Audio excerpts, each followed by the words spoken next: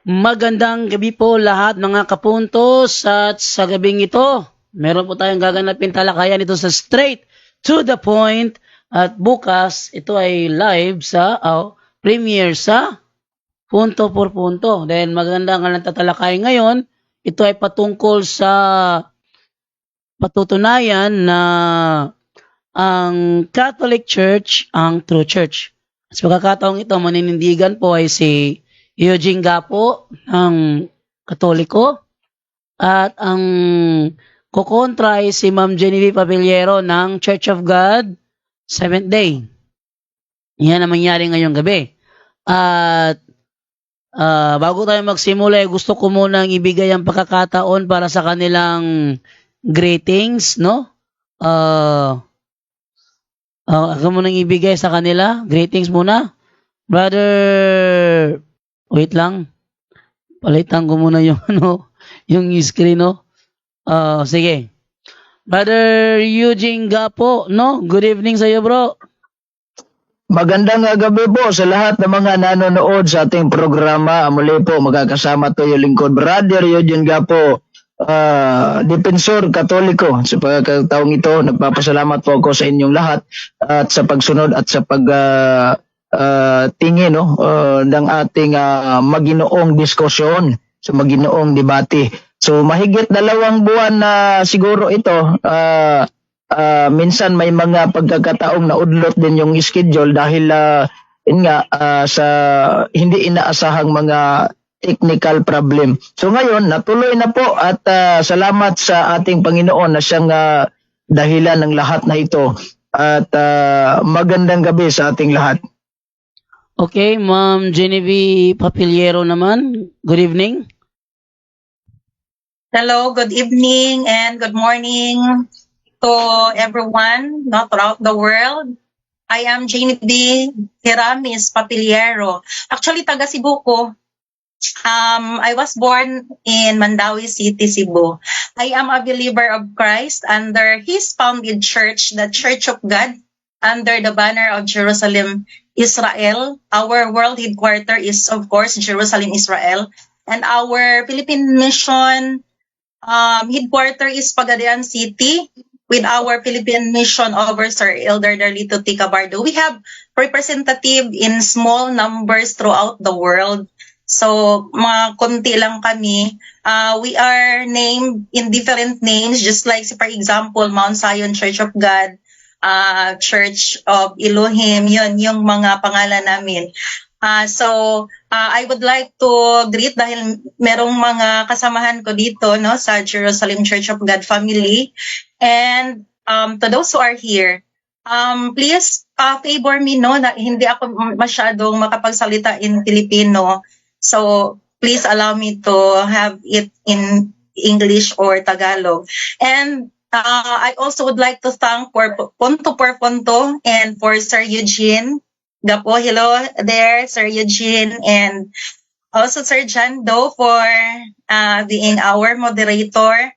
And so thank you very much for this opportunity that Jerusalem Church of God can share our beliefs. Remember that Jesus Christ told us to follow His instruction, to hear all of those who have ears. Now let them hear. And just to remind, according to 1 John 4:1, Beloved, do not believe every spirit, but try every spirit to see whether it's from God or not.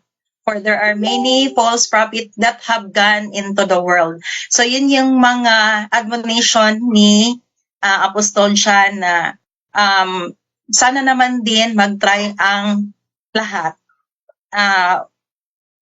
Hear us also. Thank you. Okay. Okay, no? So, Ang haba. yan.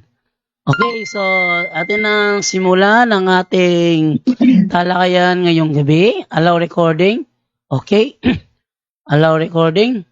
So, eto na. Ating ibigay mo na ngayon. Recording in progress. Okay. So, ang unang titindig dito ay si Brother Eugene Gapo. Babasahin ko muna yung rules, ha? Ang ating gaganapin Sige po. ngayon na rules, eto. Una, ang topic patutunayan ni Eugene Gapo ng Katoliko na ang Catholic Church ang true church. Iyon ang kanyang gaganapin ngayon na topic. At kung saan is wait lang dahil may humihingi ng ng meeting passcode. Bigyan ko muna ng meeting passcode to. Dahil humihingi. Okay. Ito. 897-855. 97855. Okay. So atin na simulan ang ating ngayon. Ang ating sabi dito is una. Luyoy. Excuse me, Sir Jando. Excuse Luyoy. me. Hello. Tama ba, na-allow na ba kami na mag-screen record din? Yes, bro. Dahil hindi, Oh, yes, te. hindi daw. Sige. Thank you. Rogendo, baka di mo kaya mag-moderate. Ako na lang kung gusto mo. Ano ko muna, bro? Sige. Sige, dito lang ako back up. Hingi muna ako tubig. Bato ko na maano ngayon na maos. Yan. So, una, ayan. Una, ang lahat ng tanong ay kailangang sagutin. Sa kanila, ang ginawa nila is 1 minute and 30 seconds maximum. Pero hindi ko papayagan yung sobrang taas. So, 1 minute. Kasi kadalasan kapag masyadong mahaba na nga yung 1 minute eh.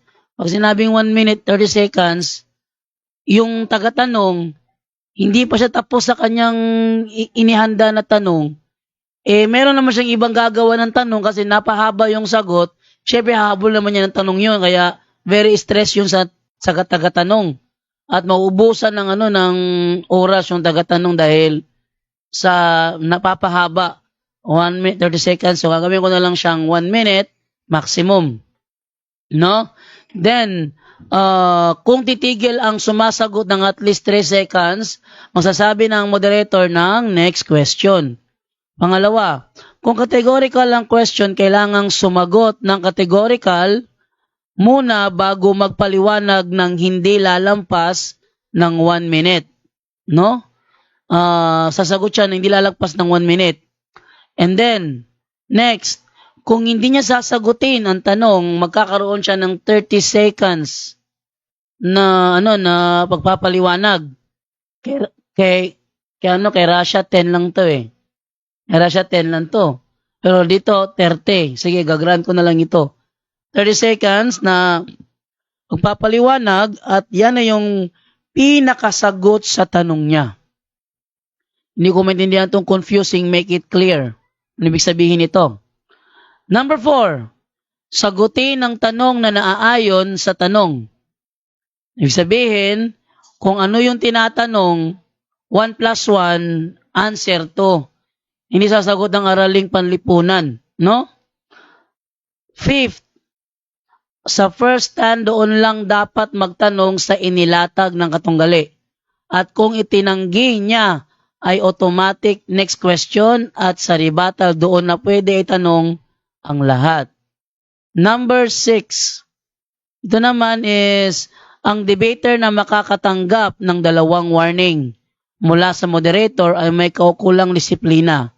Babawasan ng 1 minuto sa kanyang oras ang pagtatanong o daragdagan ng 1 minuto kung ang tinatanong naman ang paglalapatan. 7. Bawat senaryo ng objection, 1 beses lamang. Maaring magpaliwanag. 1 objection lang at hindi susundan ng sunod-sunod na objection at walang objection during final conclusion. 8. Hindi po pinahihintulutan ang physical na atake at mga pagmumura. Wag na wag mo sasabihin, Ma'am Genevieve, na gwapo si Eugene. Personal attack yun. No? Next. No challenge. Kasama nito ang out of topic. So, bawal din ng mga tanong na out of topic. Number 9. No challenge question. Mga tanong na kung mababasa ko o kung paano kung mabasa ko ay hindi papayagan na maitanong. Kahit na anong uri ng challenge question ay hindi hahayaan na hindi ko papayagan yun. Next, ito lamang ang iiral na patakaran bilang pagsasaayos ng debating ito. Kailangang sagutin ng lahat ng katanungan basta patungkol lang sa topic.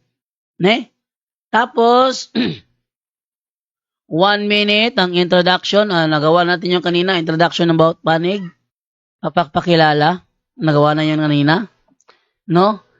And then, ito naman tayo ngayon sa 15 minutes affirmative first stand. So, ito ay 15 minutes. So, ano ko muna yung time? Yan. 15 minutes. And then, 10 minutes, yung first cross-examine ng negative sa affirmative. And then, another 15 minutes sa negative stand. Then, 10 minutes, first cross-examine ng affirmative sa kanya. And then, 15 minutes, rebuttal affirmative. Then, mahaba, 15 pa rin ang rebuttal. Then, 10 minutes, second cross. Sa negative, ganun din. 15 minutes ang stand, 10 minutes ang cross, 10 minutes negative stand, 10 minutes affirmative stand. Yung final conclusion, 10 minutes? Haba. Gawin natin tong sige na lang grant ko na lang. Para makapagpahayag talaga, labasan talaga ng Basta yung tanungan portion kailangan 1 minute lang, hindi lalagpas. Okay, then 1 minute pasasalamat both side. Ayan. Okay na ba ang lahat, Brother Eugene? Okay ba sa'yo yon? Okay. Okay. Ma'am Genevieve, okay ba sa'yo yon? Sige. Yun. Kailangan hindi lagpas ng mahaba yung 1 minute 30 seconds. Sinaantok na si Brother Eugene. Okay, atin ang simulan ng ating pagtatalakayan.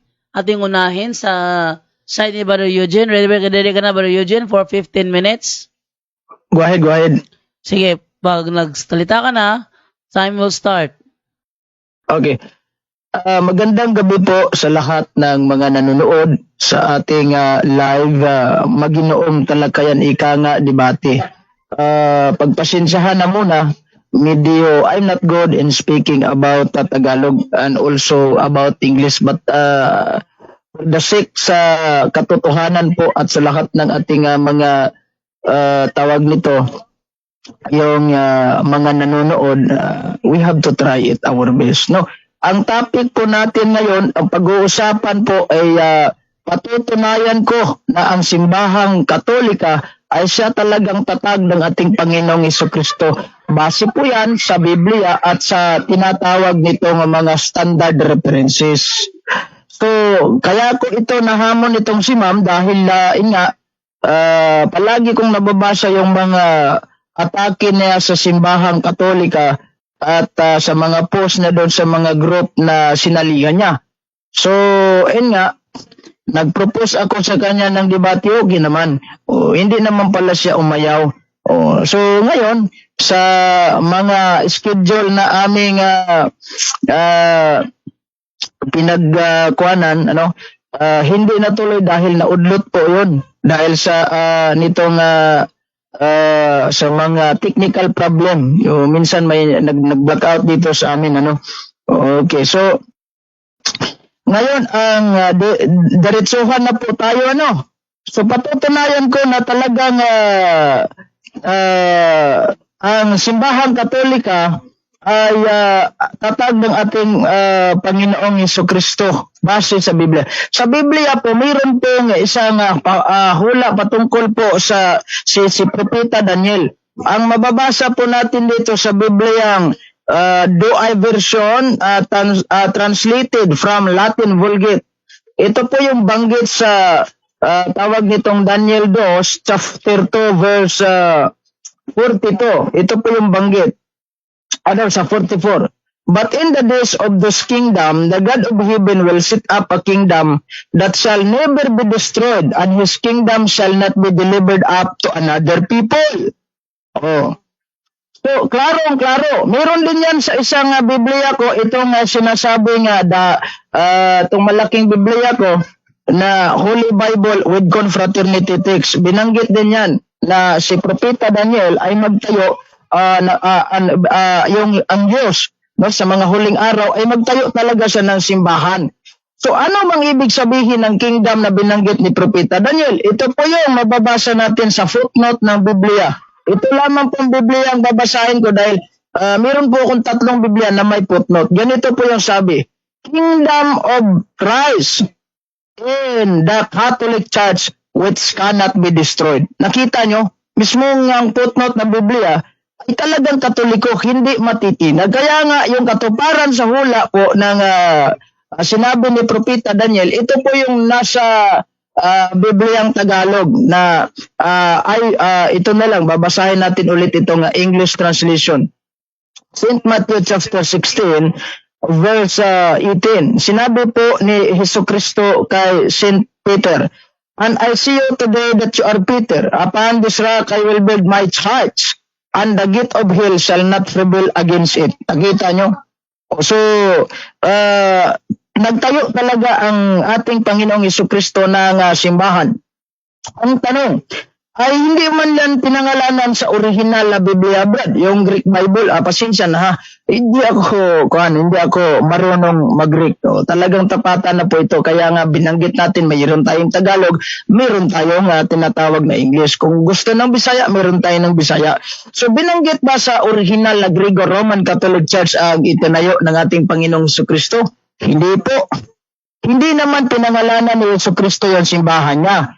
Pero, kasi pag hindi naman, bakit tanongin ng itong yung katunggali natin na saan sa Biblia binanggit ba, pinangalanan ba? Ang sagot natin dyan ay ganito. Bakit tanongin niya tayo, mababasa ba sa Biblia ang One Holy Catholic Apostolic Roman Church ay tayo ng ating Panginoong Hesukristo? Ay ang sagot natin dyan, sasagutin na lang natin yan, hindi po batayan yung pagkamabasa mismo. Dahil kung yung pagkamabasa mismo yung batayan natin, abay maraming tunay. Dahil po yung mga born again, nag-claim din sila. Sila mayroon sa Biblia, Iglesia ni Cristo, mayroon din sa Biblia. Itong katunggali natin, mayroon din sa Biblia, simbahan daw nila. So, pag ngalan yung basihan, pag the name is the basis, ay maraming tunay, di ba? So, hindi batayan yung pangalan na pag mababasa sa Biblia, yan na po yung tunay. Sa Biblia, hindi pinangalanan. As far as the history book is concerned, dapat kasi binanggit sa Biblia ni tawag nito, ipapakita natin itong Biblia. Total sa bagay, mahaba pa namang oras natin, sa Living Bible translation, sa Protestant po ito. Ito po yung banggit sa Job chapter 8, verse 8. Sinabi ni tawag nito ni Job, read the history book and see. Tatagalogin natin ito. Basahin ang kasaysayan at tignan. So, mamutis, mainam na talagang titingin tayo sa kasaysayan.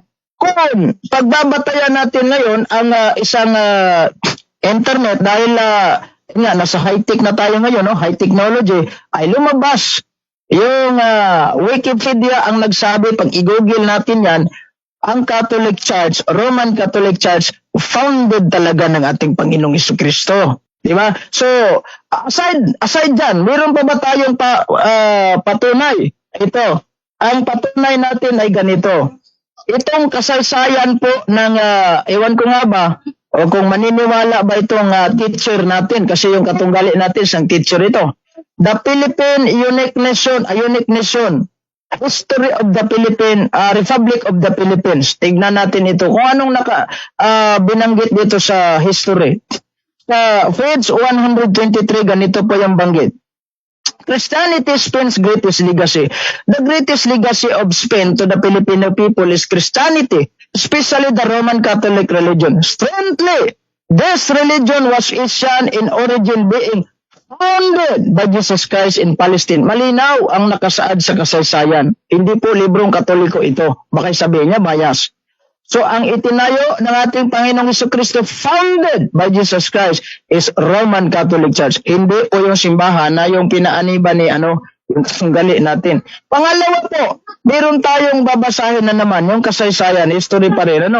Ayan yung The New Book Knowledge Encyclopedia, ang bagong libro sa kaalaman, kumbaga ika nga sa Tagalog. So basahin natin kung kailan nagsimula itong Roman Catholic Church at sinong nagtatag nito. Ayan ang history ng Roman Catholic Church sa page 287. Ganito po yung banggit.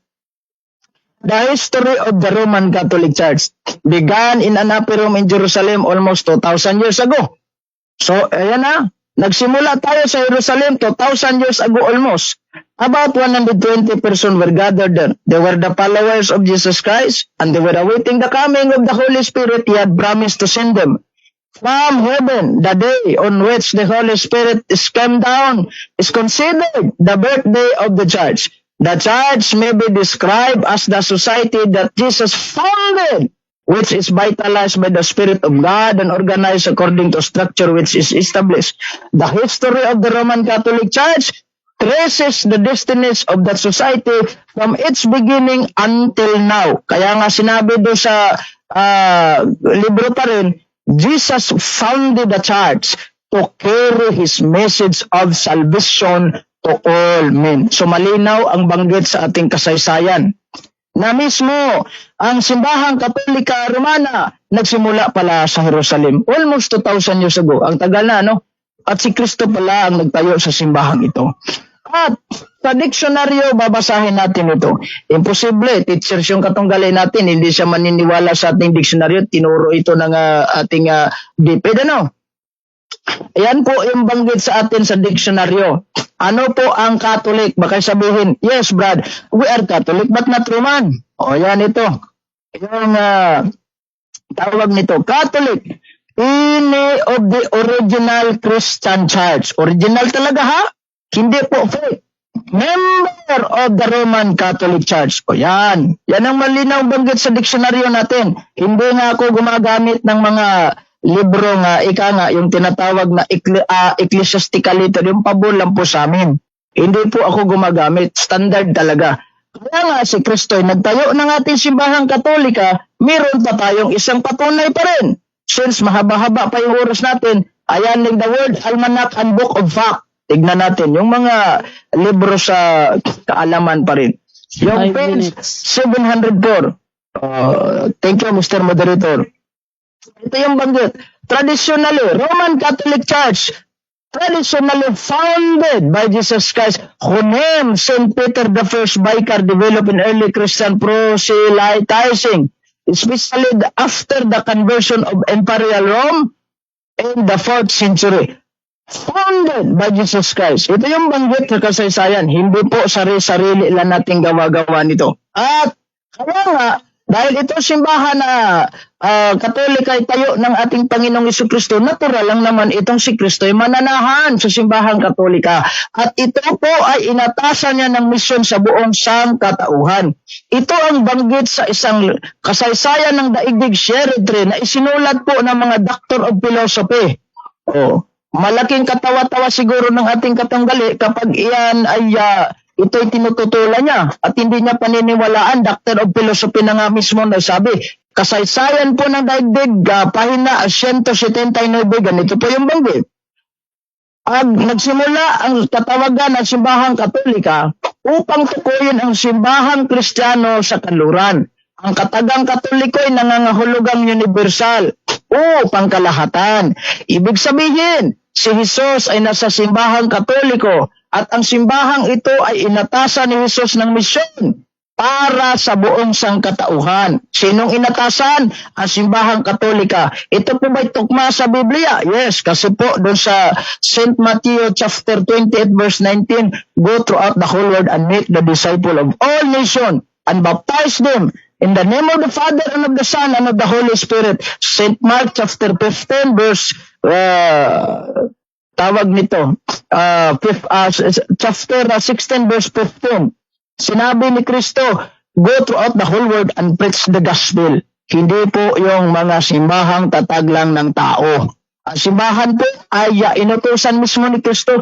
Walang iba kundi ang simbahang Katolika. Ano nga ulit itong simbahang Katolika? Yung term Catholic, any of the original Christian Church, member of the Roman Catholic Church. Napakalinaw ang explanation natin. Ebidensya po.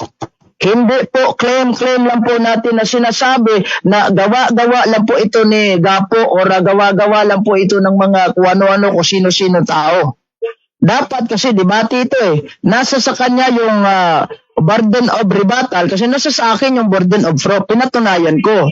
So, sa burden of rebuttal siya, dapat tawag nito, mag-present siya kung hindi si Kristo ang nagtayo ng simbahang Katoliko. Kung hindi si Kristo ang nagtayo sa simbahang Katolika, who is the founder of the Seventh-day who is the founder of the talagang nabanggit yung Seventh Adventist, the suki ko yun sa live. Who is the founder of the Catholic Church? Kung hindi si Kristo, anong lugar, saan itinayo, anong taon, at saan natin mababasa sa standard references? Yan po yung patutunayan niya. Kasi kapag sinabi niya ay talagang hindi tayo ang ating Panginoong Jesucristo ng Katolika dahil doktrina ninyo ay wala po sa Biblia, hindi nakabase ni Kristo yan. Uunahan ko na lang kayo. Kung bakay nagtanong siya ng ganyan, meron tayong ipapakita. Introduction to the World Religions and Belief System. Bakay hindi niya alam ito. So, sa pahina 71, ganito po yung banggit. Christianity, yung introduction sa Christianity is a religion that is very familiar to Filipinos because Philippines had become predominantly Catholic since the Spaniard occupied the country from the 16th to 19th centuries with the spread of Catholicism as one of their enduring legacies of the Filipino people. It is considered the world's largest religion, a religion base po on the teaching of Jesus Christ, who is considered the Son of God and the Messiah or Savior. Abay malinaw, na base pala sa kay Kristong katuruan natin. Ang simbahang Katolika. At mayroon pa po akong diksyonaryo dito. Naipit lang sa ilalim, di ko na lang kukunin. Nelson's Dictionary of Christianity. Binanggit din sa Nelson's Dictionary of Christianity yung kahulugan niya, yung meaning, Roman Catholicism. Apostolic faith taught by the Roman Catholic Church. Yan. Dapat, pero hindi naman natin ito, hindi naman namin topic itong the charge and the doctrines. So, inunahan ko lang siya. Ang topic po natin dito, this is all about the charge and the founder. So, maraming salamat at timing eksakto. God bless! Okay. So, natapos na po ang 15 minutes time ni Brother Eugene Gapo. So, akin na namang gawin ngayon is gawin itong 10 minutes para sa magtatanong sa negative side si Ate Genevieve Papiliero. Okay, Ma'am Genevieve Papiliero, ready ka na ba for 10 minutes cross-examination? Hello, ready na. Okay, pag nag-start ka na magtanong, start na rin ang time. Okay. So, unang tanong, binanggit mo ang Daniel 2:44. Ang pakahulugan mo ay ang Roman Catholic Church ay yung itinatag. Remember that there are 4 kingdoms only. Kung ang Roman Catholic Church ang ika-4th kingdom, ano ang ikapila na or ikapila? Pang-ilan na ang kingdom ni Jesus Christ? Pang-ilan? Hindi ko na yan babanggitin kung pang-ilan. Dahil hindi po natin issue dito kung pang-ilan na yan. Ang issue natin dito is the Catholic Church founded by Jesus Christ. Yun yung binanggit dun sa footnote sa Biblia, sa tawag nito, Daniel 2:44, Kingdom of Christ is the Catholic Church. Oh. Yan po yung pinaka-focus talaga. Hindi na natin issue dito kung pang-ilang kingdom na yan o kung pangatlo na ba yan, kung pang-pito o kung pang-ilan. So the fact nagtanong ka kung pang-ilang kingdom na yan, doon pa lang aminado ka na yung simbahang Katolik ay tatag talaga ng ating Panginoong Jesucristo. Siniguro mo lang kung pang-ilang kingdom yan. So wala na tayong magawa. I have an evidence. Mismong footnote sa Biblia. Catholic Church which cannot be destroyed. Hindi matitinag yan. Next question. Pagdating ni Jesus Christ, ang kingdom na nandito ngayon ay ang kanyang i-destroy. So since kingdom ng Roman Catholic Church ngayon, paano mo masasabi na kingdom of Christ kayo? Paano mo nasasabi na kingdom of Christ kami? Kasi kami po, yung katuparan ng hula sa sinasabi ni Propeta Daniel, dahil po sinabi niya doon sa footnote sa Biblia, Kingdom of Christ in the Catholic Church which cannot be destroyed. Hindi po yan tatag ng tao. Na kung sino-sinong tao lang na ordinaryo gaya ng simbahan na inaniban mo. So paano natin masiguro? Yan po, yung binanggit ng footnote mismo. Di ba? The kingdom of Christ in the Catholic Church which cannot be destroyed. Mayroon pa yan, footnote sa Leviticus 17:3. Ang banggit, Roman Catholic, the Catholic Church is the true temple of God. So, yan na. Yun yung sagot ko sa sinasabi mo. And besides, siguro marami ka namang libro doon. Maglatag ka ng libro kung hindi si Kristong nagtayo ng simbahang Katolika. Who is the founder of the Roman Catholic Church? Yan po yung hinahanap ko at yan po yung hinihintay ko. Next question. Si Jesus Christ mismo ang magiging hari dito sa lupa sa kanyang kaharian. Hindi si Jesus Christ ang hari mismo ngayon, kundi ang Roman Catholic. So, paano ninyo i-align yan? Ano po yung tanong mo?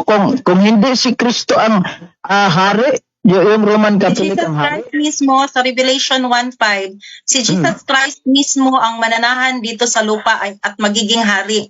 Siya yung magiging fifth kingdom na. Paano ninyo i-align ngayon? Hindi man si Jesus Christ ang andito ngayon sa lupa na naghahari mismo, dahil siya mismo personal. Mababasa natin yan sa Revelation 1:5, Revelation 5:10. Pero ngayon, hindi si Jesus Christ ang andito. At ang kaharian ngayon ay hindi peaceful. Ang kaharian ni Jesus Christ ay Okay. wala ng mga... Nagets ko na yung mo, ma'am. Nagets ko na yung point ko. Yung point ko. Ganito yan, ma'am.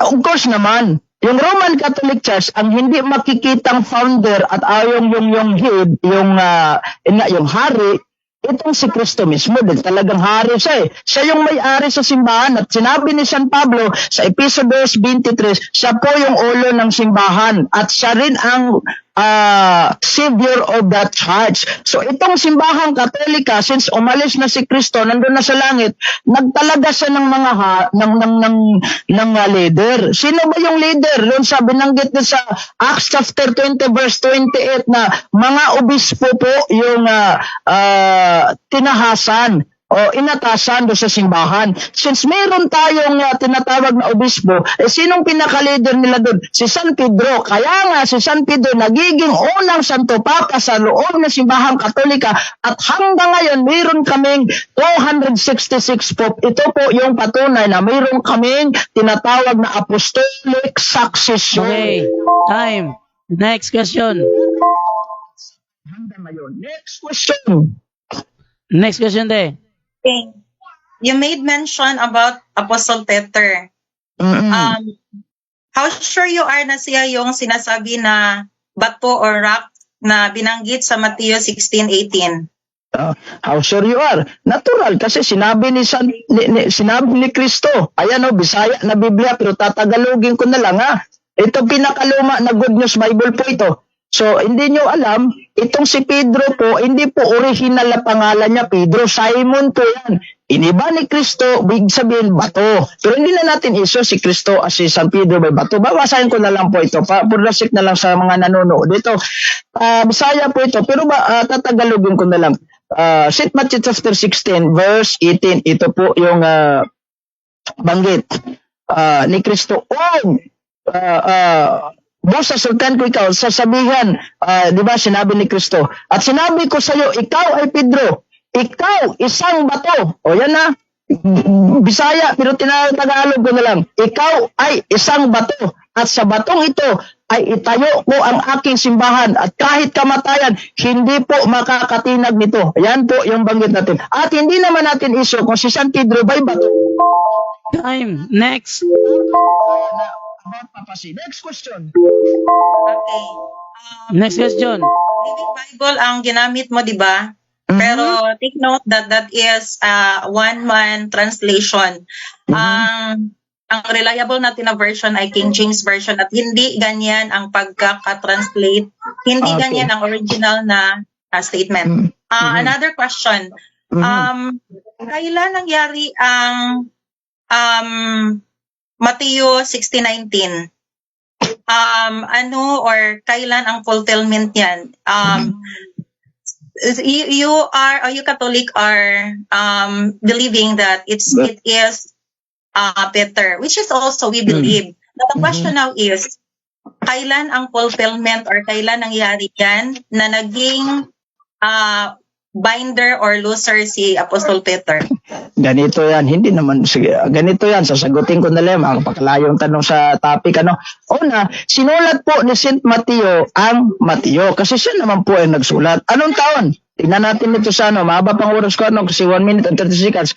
Ayan po yung The Patriot, American Patriot Bible. Tignan natin ito sa King James Version po ito, St. Mateo author, when 50 to 60 AD. So, kailan po yung fulfillment niyan? Sabi niya, yung pagbigkas po ni Kristo na I will build my church, that is future progressive tense. Sinabi niya ngayon, gagawin niya pagkatapos. Yung bang halimbawa, I will drink water, hindi po ibig sabihin na uminom ka ng tubig sa susunod na taon pa. So pag sinabi ni Kristo, I will build my church, natayo na ba? Yes. Yung pinakaunang mga membro, yung mga apostoles. At in fact, si St. Peter po, yung ginawa niyang tawag nito. Next question. Ang tanong, Okay. ang tanong ay Mateo. Wait lang. Merong objection. Ang tanong ay Mateo 16:19. Objection. Anong objection?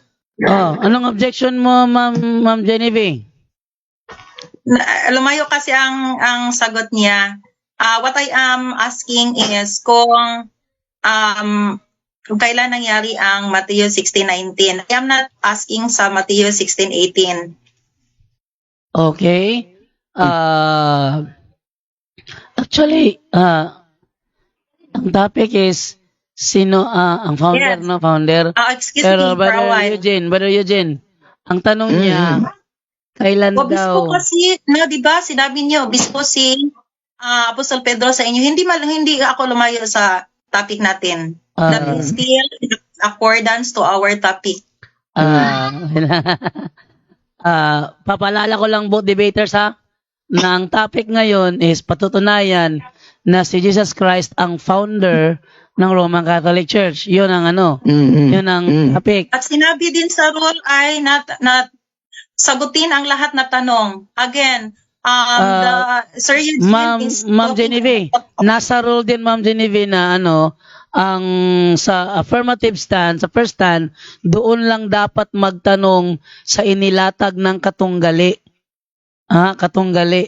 Dilatag din niya ngayon. Nag-follow up lang ako ng question about kay St. Peter. Thank you. Yun nga kasi nabudak sa kanina eh. So ibabaklaro ko lang yun next is Brother Eugene, ang tanong niya, kailan daw nangyari yung Matthew 16:19? Ipapaalala ko lang ang live viewers natin ngayon is 323. Yan na? Walang ganyan sa dev ko. Okay, 323. Sabi ko si Ma'am Genevieve, pag dito ka sa amin, daming nunod eh. Ngayon Eugene, Sagutin mo yung tanong niyan. Meron na lang Sige. 1 minute. Counter objection. As the moment sa akin, Brother Jondo, 320. Ha? Oh. 320 na sa akin. 320? Oo. Anong 320? So nanonood sa'yo. Viewers. Nanonood sa'yo. Oh, dami. Dami. Congratulations. Okay, iba rin yung sa YouTube ni Junre, 320. Sa atin ngayon, 323. Ngayon, Brother Eugene, meron ka pang 1 minute and 33 seconds sa iyong Pakiulit ng pagsagot. tanong. Pakiulit nga ng tanong niya. Ang tanong niya, kailan daw nangyari ang Matthew chapter 16 verse 19? Dahil yun Kailan yung nangyari? role ni Apostol Pedro. Diba? Kailan nangyari na? Oo. Kailan Diba nangyari? sinabi na mag-bind and loose si Pedro? Ay, objection, Mr. Moderator. Yes, anong objection? Hindi na namin issue kung mag-bind and loose ba itong si San Pedro. This is all about church and founder. We're not Okay. talking about the authority of St. Peter. Kung siya ba'y binigyan ng the case of the kingdom of heaven, Okay. church and founder. Kaya Okay. nga, hinihintay ko yung tanong ba na pag hindi si Okay, Kristo, okay. sino? Okay. Next Rule question. number 5. Discussion na. Rule- Sige, let us consider. Wait lang, rule Okay. number 5, kung itinanggi niya, ay automatic next question. Sige, Ma'am Okay, Genevieve, next question. tinanggi niya, so next question. May I know kailan natatag ni Jesus Christ ang Catholic Church? Sinabi kasi kanina, 2,000 years ago. Kindly tell us the specific date. Okay, specific date po yung sinasabi niya. First century. Noong nagsimula si Kristong mangaral, 30 years old. First century. Yan nga. Hindi ba 33 AD? Pari-pariho din yan dahil sakay po yan sa first century. What about the history that tells 33 AD? Are you going to Yes, reject exactly. it? Tama yun. Dapat kang maliwala dahil teachers ka eh. Di ba? You are a public teacher. Dapat kang maniniwala sa Personal comment history. is not allowed. Personal comment is sige, sige. Wait lang. Sorry. Objection. Mag-object ka, Ate Genevieve. Object ka, huwag mong kalimutan. Andito ako. Hindi lang ako Sorry. makita. Ma'am, sorry ma'am. Di wala ma'am. Hindi lang ako makita, pero andito ako ha. Huwag niyo akong kalimutan, Sorry. no? Sige, so, Brother Eugene, warning, huwag mong atakihin si ma'am sa kanyang pagiging teacher. Ma'am, humingi po ako ng pasensya ma'am. Di wala. Sige. So, Okay. sa history na binanggit mo, tama naman yun ma'am, 33 AD. Pasok pa rin yan. Sige. Okay, sige.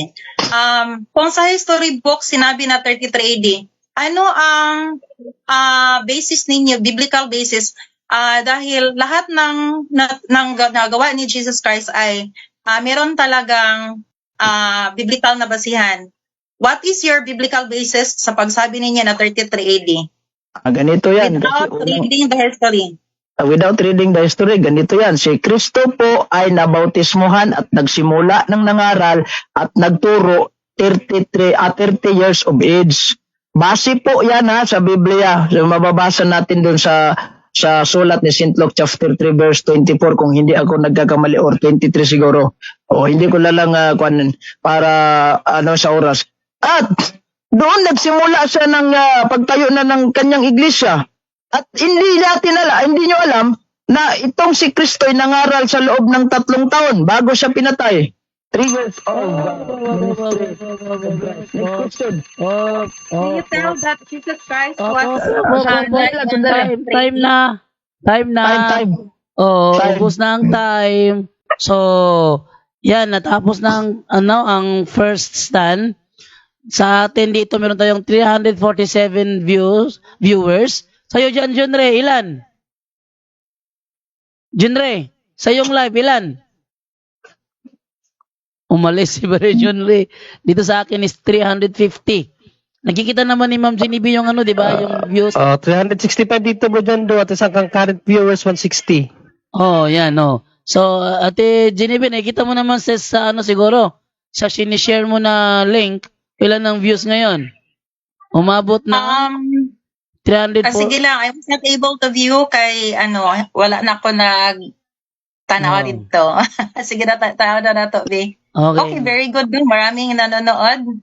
Yan, dito mo lang yan maano te. Basta punto por punto. No? Sige, very good. Oh. Oo. Okay, next naman Salamat. tayo. So atin ang ibigay ngayon para sa natin sa ating second na tindigan si Ma'am Genevieve sa kanyang negative stand for another 15 minutes, no? So set ko muna yung time niya for 15 minutes. Ayan. At ready ka na ba sa 15 minutes stand mo, Ma'am Genevieve? Yes. Okay, dahil ready ka na sa yung 15 minutes stand, pwede mo nang... Excuse me for a while. Ma-view na ba ang PowerPoint ko? Okay, na-view po te? Oh, nabyo. Ito ba yung, sige, go ahead. Okay, na-view te. Ready ka na? Okay, sige. Thank Sige. you. Sige, time will start. Magsalita ka na. Sige. Okay. So, again, good evening, everyone. This is Jerusalem Church of God, Seventh-day Sanctified Christ, the Hidden Savior. Founded on 30 AD. Nag-start siya ng 27 AD. Nag-organize siya hanggang sa kamatayan niya 30 AD. Founded by Jesus Christ in Jerusalem, Palestine, or Jerusalem, Israel. Okay, our date is August 14, but actually, biblical reckoning of time is August 15, 2023, 8 p.m. According to Luke 12:32, fear not, little flock. So we are very sure na kami ang founded church Moderator's time sa yes. Okay. objection sa bro. Anong objection? Mayroon akong clarification bro. Pag sa ganitong presentation bro, pag lumihis siya sa topic, mayroon bang objection bro? Yes, may objection bro, lalo na kung... Kasi sa kung bro, lihis sa topic, debate bro. na sinalihan ko nung I don't know ano na yun, sa page na bawal mag-objection while the presenter is present sa kanyang topic bro. So dito okay lang pala, sige. Bro, Go ahead. ang nasa rule bro, bawal ang objection sa final conclusion. Yun ang nasa sige, rule. go ahead. Final Sige, conclusion. bro. But remember that, excuse me for a while, remember that we are not bounded by any topic because we are going to prove no kung ano ang church na founded by Jesus Christ, and all of these are description of the church founded by Sige, Jesus Christ. sige. So kahit saan tayo pupunta ay is still in accordance to the church of God. Sige. Okay. Bless. Wait lang ha, may kaklaruhin lang ako ha. Brother Eugene, ito ba'y comparative study o... Hindi po.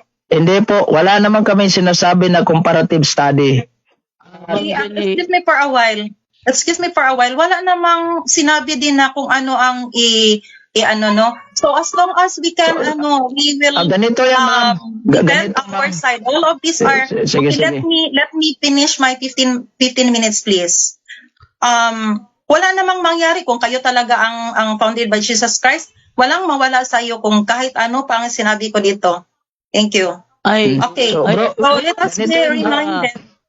wait lang mo. This time muna. Ma'am Genevieve, ang sinin mo sa akin may nakalagay na negative. Negative, hindi ba? Yes. At ikaw yung negative stand. Ikaw yung nasa negative stand. So all of these are telling the negative side because we are presenting our side in directly we are in opposition to you. 'Di ba? Sinabi kasi kanina is universal ang church, 'di ba? O wait lang muna. Wait lang muna, ma'am. Sinabi niya kanina yun na universal ang Catholic Church. So ngayon ako na magsasalita na little flock ang Jerusalem Church of God, hindi na ba tatanggapin? Wala kami opposition kanina kahit anong sinabi ni Ma'am Sir Genevieve. Eugene. Ma'am Genevieve, wait lang muna ha. So ibig sabihin na mangyayari ngayon, hindi mo kokontrahin yung stand ni Eugene Kontrahin. Kontrahin. kasi magpepresenta ka ng iyong sariling stand. Do not control me kung ano ang No, ipipresent ko. I'm just Dahil clarifying, alam ko ma'am. na all Ma'am. of these are counter-explanation to the presentation of Sir Eugene. So yung sige, Brother Eugene, okay sa'yo doon. Yung gagawin niya Hindi, ngayon, ganito, na ganito magpresenta yan. is counter sa Oh. presentation daw mo. Mo daw. Ganito yan, negatibo siya, di ba? Oh, negative. Oh, Oh, yes. O pag negative siya, gigiba yun na yung Negative na. stand ko. Maganda. Hindi si Kristo. Ganito, tuturuan kita ko nga paano ibahin yung stand ko. Wait lang. Brother Eugene, wait lang. Brother Eugene, wait lang. Brother Eugene, ako Ay. masalita dahil ako moderator. Ma'am, kaklaruhin ko lang, Ma'am Genevieve. Ang stand ni Brother Eugene, siya ang affirmative, patutunayan niyang si Jesus Christ ang founder ng Catholic Church. And you, as a negative side, sa kanyang affirmative stand, ang gagawin mo, tututulan mo yung stand niya by proving na iba yung founder ng Catholic Church. And then, Yes. pero ang sabi mo kasi, magpepresenta ka ng sarili mong stand. So I think you are No. not standing as negative na dahil both affirmative na ito eh. Affirmative si Eugene, nag-affirmative ka rin ng sarili mo. So kaklaruhin ko lang, ano ba yung pinag-usapan ninyong dalawa? Both affirmative o negative side yung isa? Negative side yung isa, natural. Again, indirectly telling that I am in opposition to Sir Eugene's explanation dahil yung mga description sa church na tatag ni Jesus Christ is opposite to what is telling biblically. Okay. So wala naman siguro mawala. Brother Eugene, ganun na Si Brother Jesus Eugene. Christ mismo ang nagsalita sa Lucas 12:32. Sige, Brother Eugene, ganun na Brother Eugene ha. Jesus Christ ang head ng Jesus Christ ng Church of God. So, meaning to say, all of the testimony of Jesus Christ, let us consider or kailangan natin i-consider yun. Mismo si Jesus Christ ang nagsabi doon. Okay, So, ganito siya yan, ang ma'am. head ng Wait lang. church, di ba? Wait lang muna. Ma'am Genevieve, wait lang. Timing muna. Okay, moderate time. Para tayo makapag-move on tayo nito, ganito na lang. Brother Eugene, mukhang sa tingin ko is, si ma'am, hindi ko alam kung ngayon ba siya lang nakipag-debate o ano.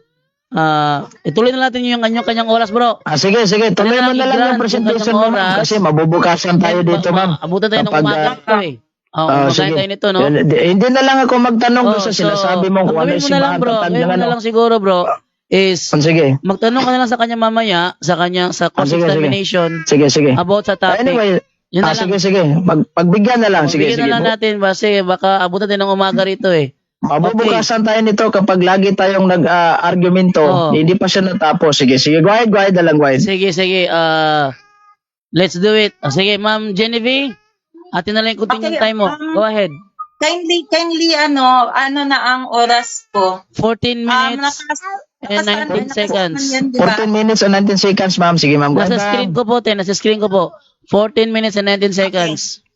So reminder lang ito no na ang mga encyclopedia at dictionary ay mga tertiary sources, meaning to say, mag-research tayo, pabalik tayo doon sa Bible. Okay? Sinabi dito sa third angel's message no na labas no ang mga makarinig dahil sinabi dito ang here no walang ibang sinalita dito kundi ang Roman Catholic Church na kung tao talaga tayo ng Panginoon ay lalabas tayo. Okay? And remember that the gospel should be preached to all the world to witness and the end will come. Do not underestimate us na ngayon lang kami narinig no dahil kami ang last na narinig ninyo but we are the first. Many are already preaching pero lahat sila mga ulahin na natatag. Okay? So Israel being the nation is being cut off para hindi na ma-remember ang Israel. No? Pero walang magiging sekreto sa lahat, no?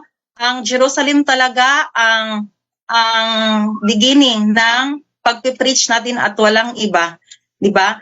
Hindi ang Vatican City na Rome, Italy. So that is wrong. And let us also be reminded kung ano ang meaning ng church. That is assembly of people. No, that means the Church of God. So why Church of God or Church of God? Okay, there are 12 verses in the Bible. You can explore this further. I will not enumerate this one by one. Okay? And there is no other model sa church na ni Kristo kundi ang Judea. At ang Judea ay makikita yan sa ang Jerusalem ay makikita sa Judea. Kaya doon tayo mag-follow. Okay, prophecy or tagna sa Daniel 9:19 na ang bayan ay pangalanan sa pangalan ng Panginoon.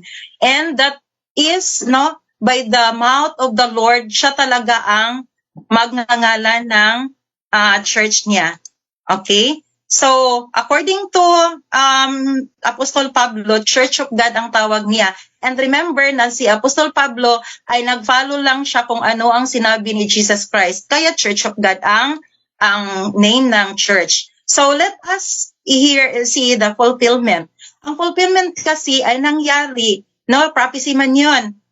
Pagsabi ni Jesus Christ na itatag ang aking simbahan, ang aking church, sa kay si Peter mismo ang kanyang witness. Pero it is founded by Jesus Christ on the rock. Ang sinabi dito na rock, hindi si Pedro mismo kundi ang kanyang ama, na ang ama ni Jesus Christ ang kanyang ni-refer or tinutukoy sa rock dito. Okay? So marami tayong rock na sa Bible. Ang rock na sinabi sa Matthew 16:18, hindi si Peter kundi si Jesus Christ ay ang Panginoon, ang Ama. Marami tayong verses din. Si Jesus Christ is Petra din siya. Sinabi dito sa 2 bersikulo. At si Pedro ay rock din siya pero hindi siya ang Petra na sinabi sa Matthew 16:18. Okay? So, ang sinabi dito sa Psalms 8:2, the Lord is my rock. So walang iba na nagsugo ni Jesus Christ na magtatag ng simbahan kundi ang Ama. Kaya example ako, I will tell my child na magtayo ng store. So it is me who is the owner. Therefore, it is God the Father who is the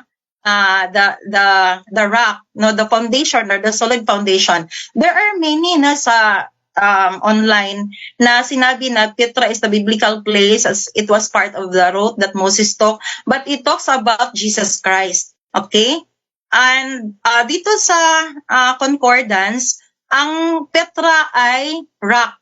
Pero nilagyan dito, ito ay mga tampered version dahil kung hindi tayo bias, hindi natin lalagyan dito. Dahil ang Petra signifies rock. Hindi automatic na si Pedro yan, di ba? Okay, there are many online support. Petra is the man like a rock. Okay, what does Petra and Kipha mean? So ang rock, ang Petra ay rock or stone.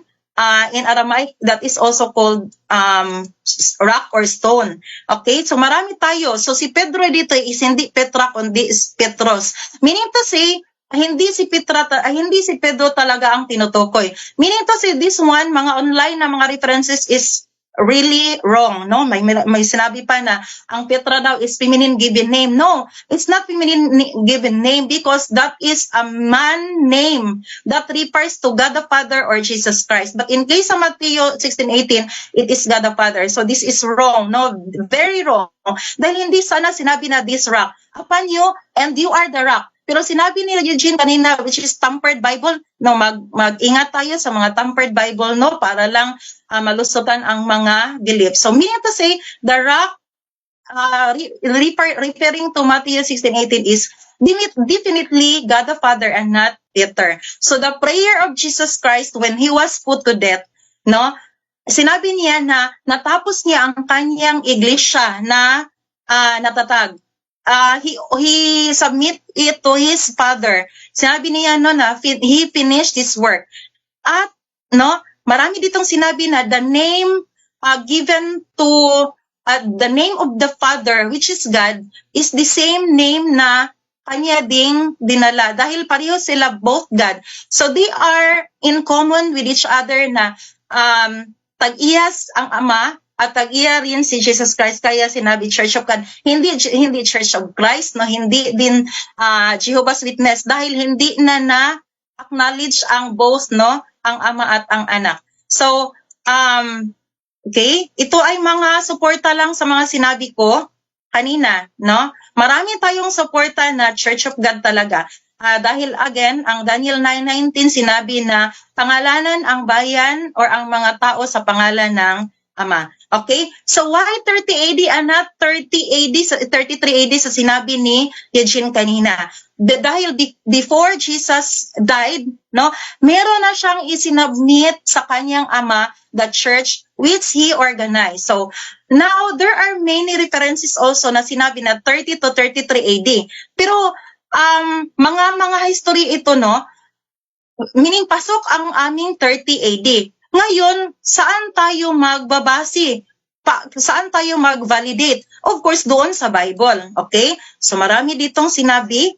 But again, most scholars believe that Jesus died on 30 AD. Okay? So, tingnan natin ang prophecy ni Daniel. No? Sinabi dito na at the midst of the 70th week, meaning kalahati ng isang linggo, the fulfillment of ending the sacrifices is at Jesus' death. Meaning to say, na dapat natin malaman kung kailan siya namatay dahil before namatay siya is yun, nag-submit siya ng church na kanyang na-organize, no? Okay? So, sinabi dito na kailan man ano ang reference natin? Doon tayo sa bigay ng declaration na yung mga Jews na naging captive doon sa Babylonia ay pinauwi na sila. Meron tayong mga history din na 457 BC. Yun yung reference point kung kailan natin masabi yung 70 weeks. Okay? So, no, meron tayong reference dito na 457. This is taken from online. So, historical proof. So, ito yung nagpapatunay na ang midst of 70th week ay itong 30 AD. Meaning to say, dito namatay si Jesus Christ, 30 AD.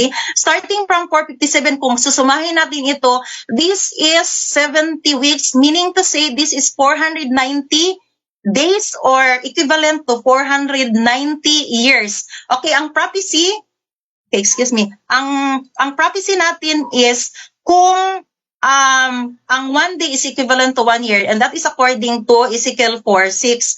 And there is no other middle year which except the 30 AD, and there is no other last day or last year for the 70th week except 33 AD.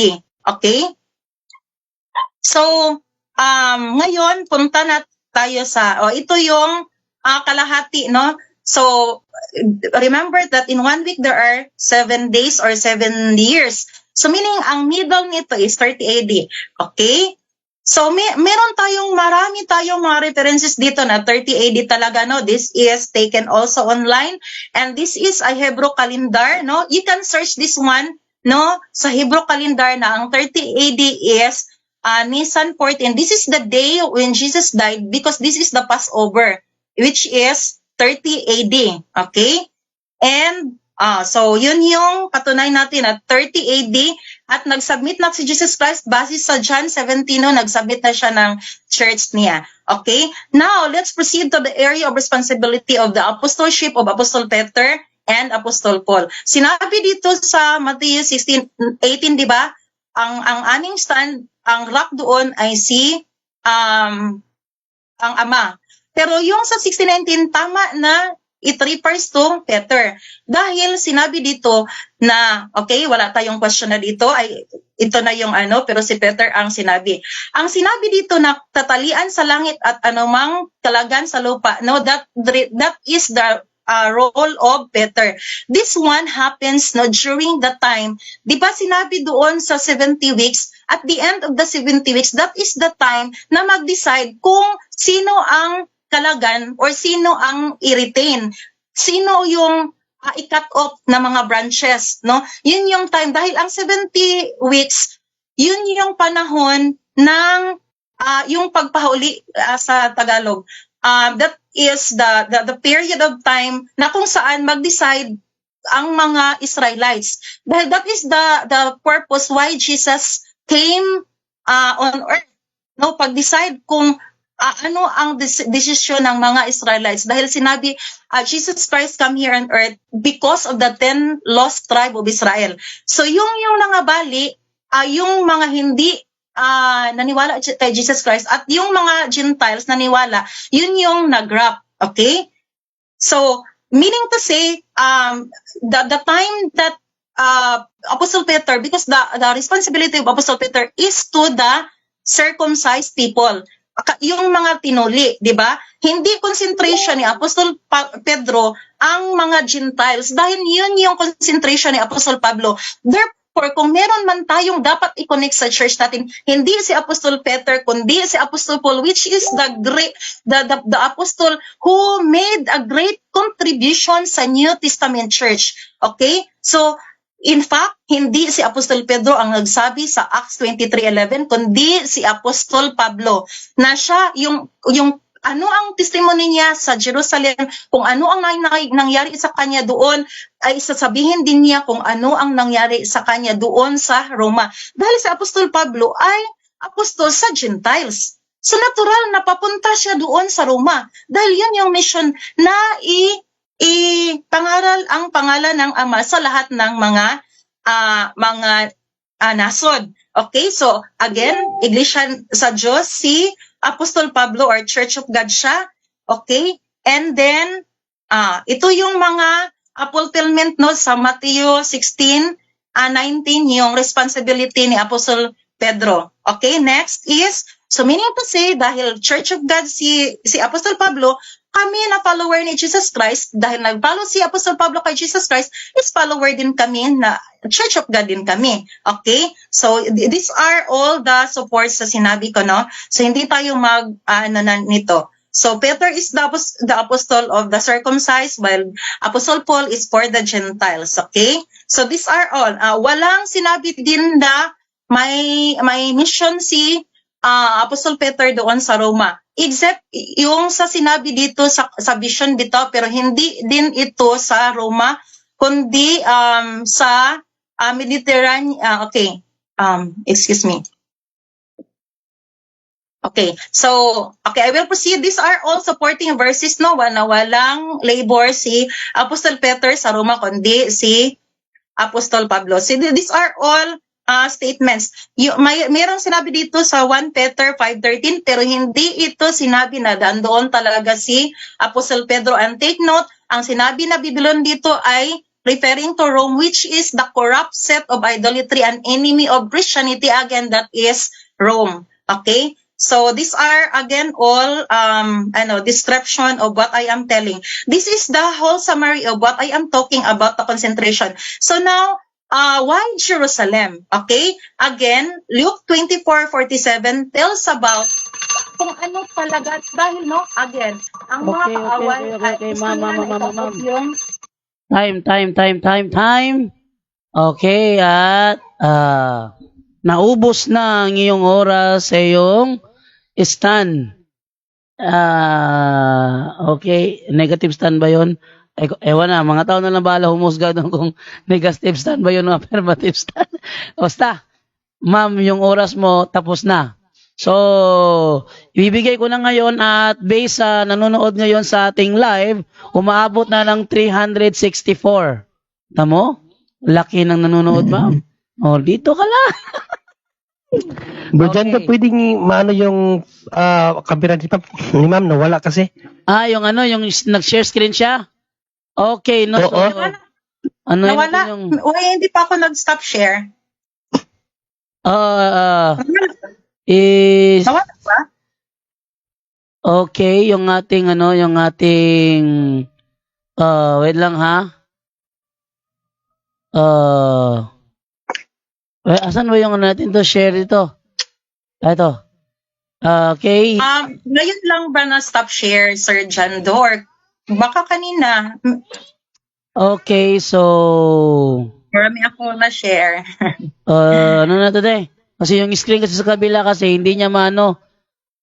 Wala, paano po to stop share ha? This will stop other screen share. Do you want to continue? Yes. I will, no. Stop mo yung yung share mo te. I am just assuring ko Okay. na-share ba yung presentation ko kanina, baka hindi na-share. Sayang din naman. Okay. Ang nasa screen natin yung first cover lang, yun lang ang nasa screen. Okay, yung first cover lang ang nasa screen, yun nakita yung mga mo. Yung first, yung ano lang, yung parang, yung cover lang na ano, na Church of God. Yung pinakaunang pinalabas mo lang, ma'am, ang nakita. Sa yun buong lang ang ano mo, sa nakikita. buong presentation mo, yung pinakaano lang ang nakita, yung pinakauna lang. Pero yung buong, Wala sa next slide. I wonder why. Kasi nakashare man talaga yung, ano ko dito. Nakashare talaga lahat. Tay, nakikita naman sa screen tay na ano sa ayan oh. Hindi yan, hindi yan lumabas kanina. My sharing. Hindi yan lumabas kanina te, wala yan kanina. Does it mean na pwede kong balikan? Dahil sayang din naman, meron talagang te. lahat ng mga sinabi ko, no? There are evidences. Kung babalikan natin yan te, mas lalong hahaba tayo, umagahin tayo ng gusto. What happened to okay, sana din naman kung nakita ninyo kanina na walang na-share is nagsalita kayo. Hindi ko alam Para te, din kung- naman makuha natin, makita natin. Hindi ko Dahil- naman alam te na may ginawa kang ganyan na nakita lang namin kung ano yung nasa screen. Sinabi ko kanina kung nakita na ba ninyo, sinabi na oo, Yes, nakita na. namin yung unang yung screen. first screen kasi ma'am, nung nagsimula ka na, talagang hindi siya nag-move. Hindi Yung nag-move. first screen. Oh. Akala namin ano mo lang yung backup mo lang yung backup cover lang. Hindi yan lumabas kanina. Okay. So, Pero I yung believe una, yun that ang lumabas, yun ang there nakita is namin yung somebody una. Oo. Ito yung lahat na shinare ko kanina. Okay, so okay na. So para mag-move na tayo no sa ating oras na 10 minutes na cross-examine ni Brother Eugene Gapo sa topic na patutunayan ni Eugene Gapo na si Jesus Christ ang founder ng Roman Catholic Church. Yun ang topic. Sayang kanina Sige. dahil hindi ko sinabi lahat ng mga verses dahil alam ko na may ipinakita akong presentation. So, sana naman din para fair naman kayo. Alam naman natin, sinabi ko sa'yo Sir Jando na may PowerPoint presentation ako. Yes. Alam mo at alam ni Sir Eugene din na meron akong PowerPoint presentation na ginawa. Pero bakit hindi kayo nagsalita nung nakita ninyo na hindi ito nakita ng lahat? Nakita namin te. Ate, nakita namin te pero hindi ko alam na may ganyan na presentation. Ang nakita namin na meron kang share screen. Yun ang nakita. Sabi ko, oo, nakikita yung sinishare mo. Pero wala akong alam na may ganyan pala mga karugtong. Yun ang natin. I-review mo na lang doon sa live ni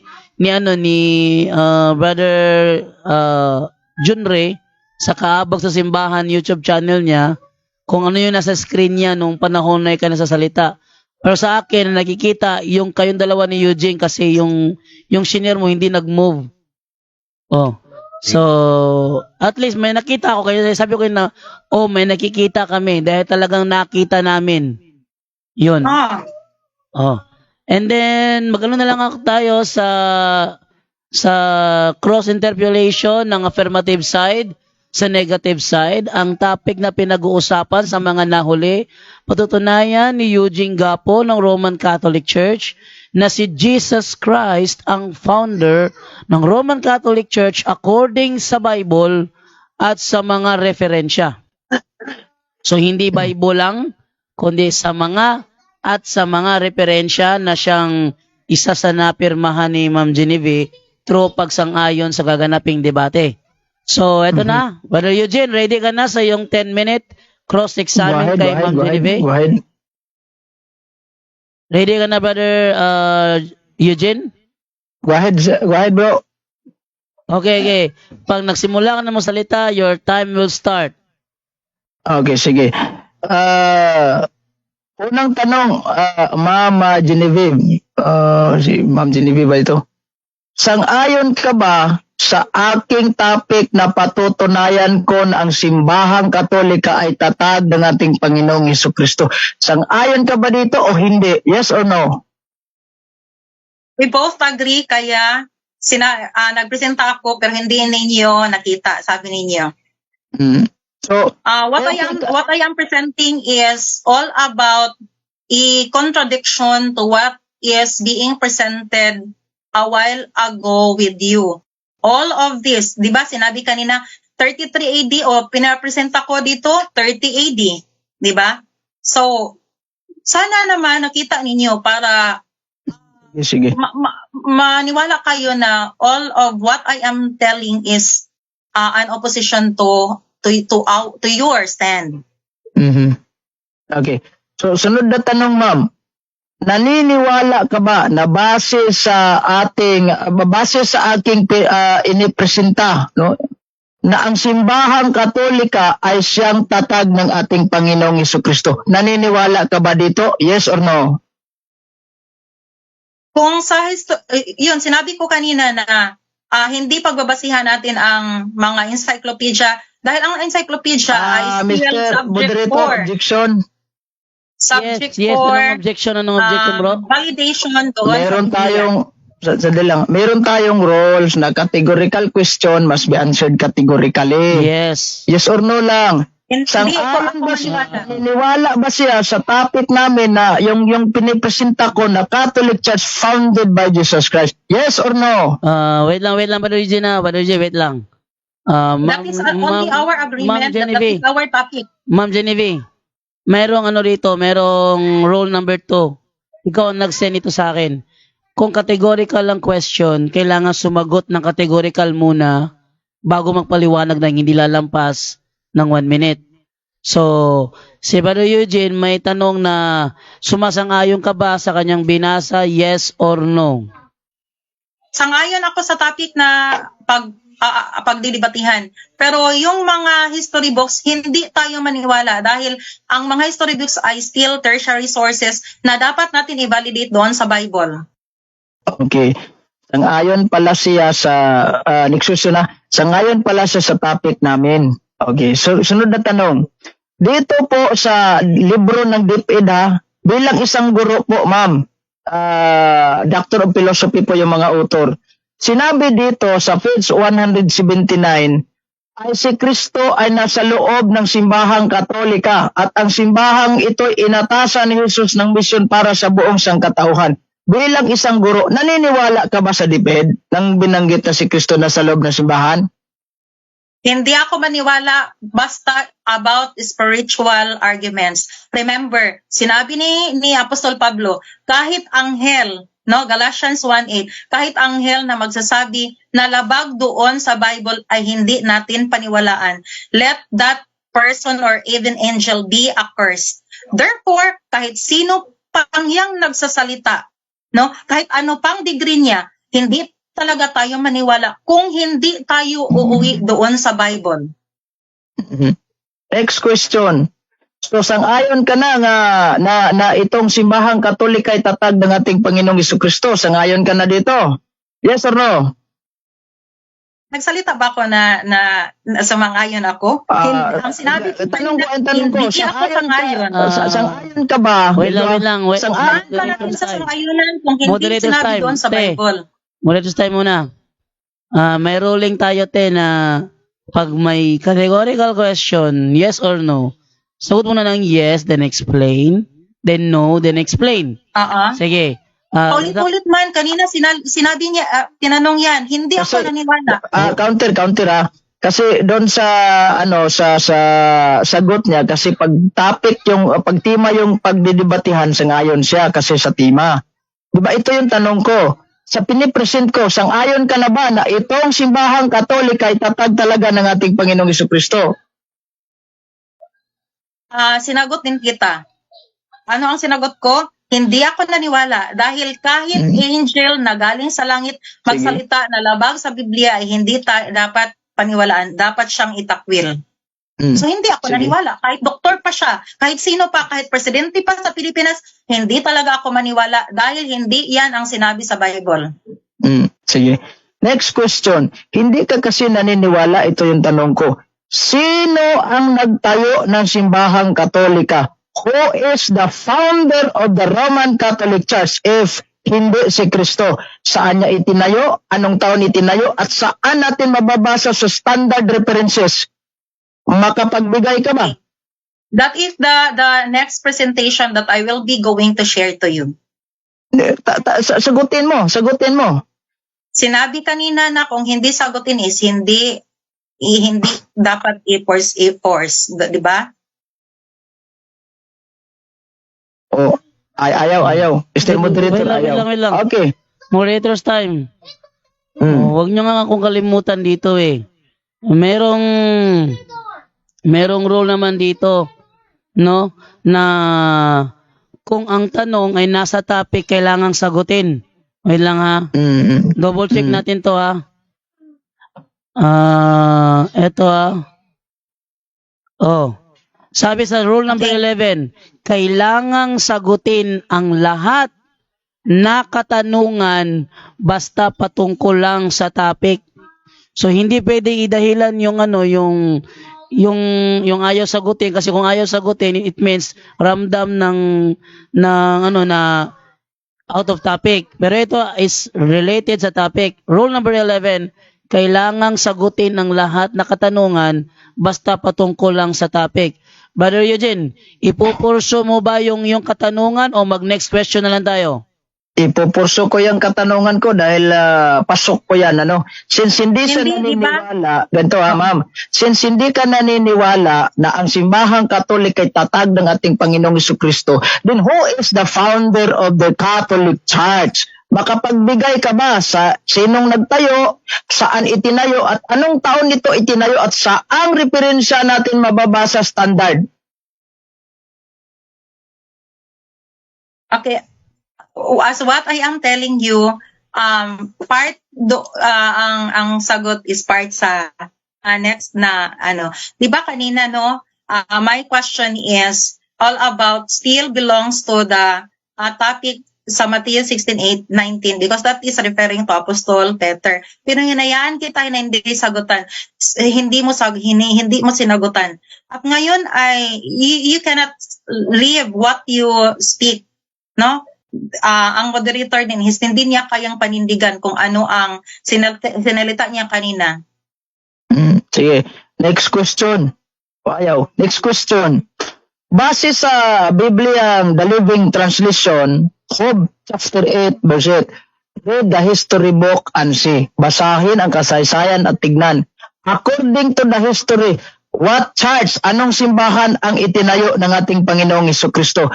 Roman Catholic Church o yung inaniban mong simbahan?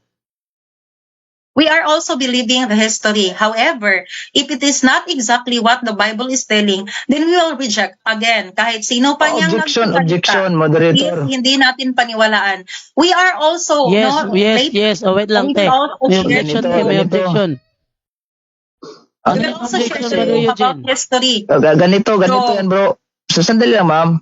Ang tanong ko kasi ganito, base sa history, ano ang simbahan na itinatag ng ating Panginoong Jesucristo? Roman Catholic Church o yung inaniban mo? Pumili ka lang sa dalawa. Mag-explain ka. Roman Catholic Church, explain. Pag hindi, explain ka. Ayun lang. Okay. I already explained the first part of my presentation and it is telling exactly what the Bible is telling. Ngayon, pareho tayo naniniwala sa history. Now, dahil mag-present din ako mamaya about sa history. That everything in the Bible meets, the world history meets the biblical prophecy. Pero kung again, kung hindi siya align sa Bible, we will not allow it na siya ang mag-supersede doon sa kung ano ang sinabi sa Bible. Sige. Next question. Binanggit mo kasi na ang gospel talaga ipipreach sa buong nation.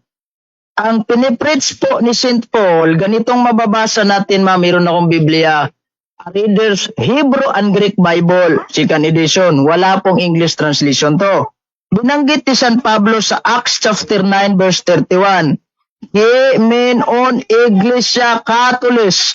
Sang-ayon ka ba sa sinasabi ni San Pablo na Iglesia Catholics o hindi ka naniniwala ni San Pablo? Si Apostol Pablo ay nag-follow siya sa mission ni Jesus Christ ay pangaral sa buong Objection. Naniniwala ka na anong objection, bro? Ganito. Since hindi siya naniniwala ng history, binasahan ko siya ng Biblia. Sa Greek Bible, ganito yung mababasa, moderator. Menon Iglesia Catholica. Ang tanong ko, naniniwala ba siya Wait lang. Eugene, Hindi. wait lang. Hindi ako, hindi pa ako Wait lang, Ma'am Genevieve. Nasa objection tayo ngayon. Ano ang objection mo, Brother Eugene? Huwag ka muna magtanong. Anong objection mo? Ang objection ko kasi, naniniwala ba siya sa itinuturo, ipinangaral ni Apostol San Pablo wait lang, bro. dito sa Wait Biblia? lang, bro. Brother Eugene, tanong yan eh. Tanong yan. Ano ang objection mo? Tanong yan eh. Anong ang objection tanong mo? ko, dapat sagutin niya. Kasi Ayun. iba yung, hindi siya sumagot ng kategorikal, naniniwala ba siya o hindi? Iba yung explanation niya. Dapat, before siya mag-explain, sasagutin ba niyang naniniwala o hindi? Ano lang, kasimple. Sige, Ma'am Genevieve. Pakisagot mo lang ng naniniwala tanong mo- o hindi. Sige, Then, paliwanag. ibalik mo yung tanong. Sige, balik mo tanong, Brother Sige, Eugene. ganito.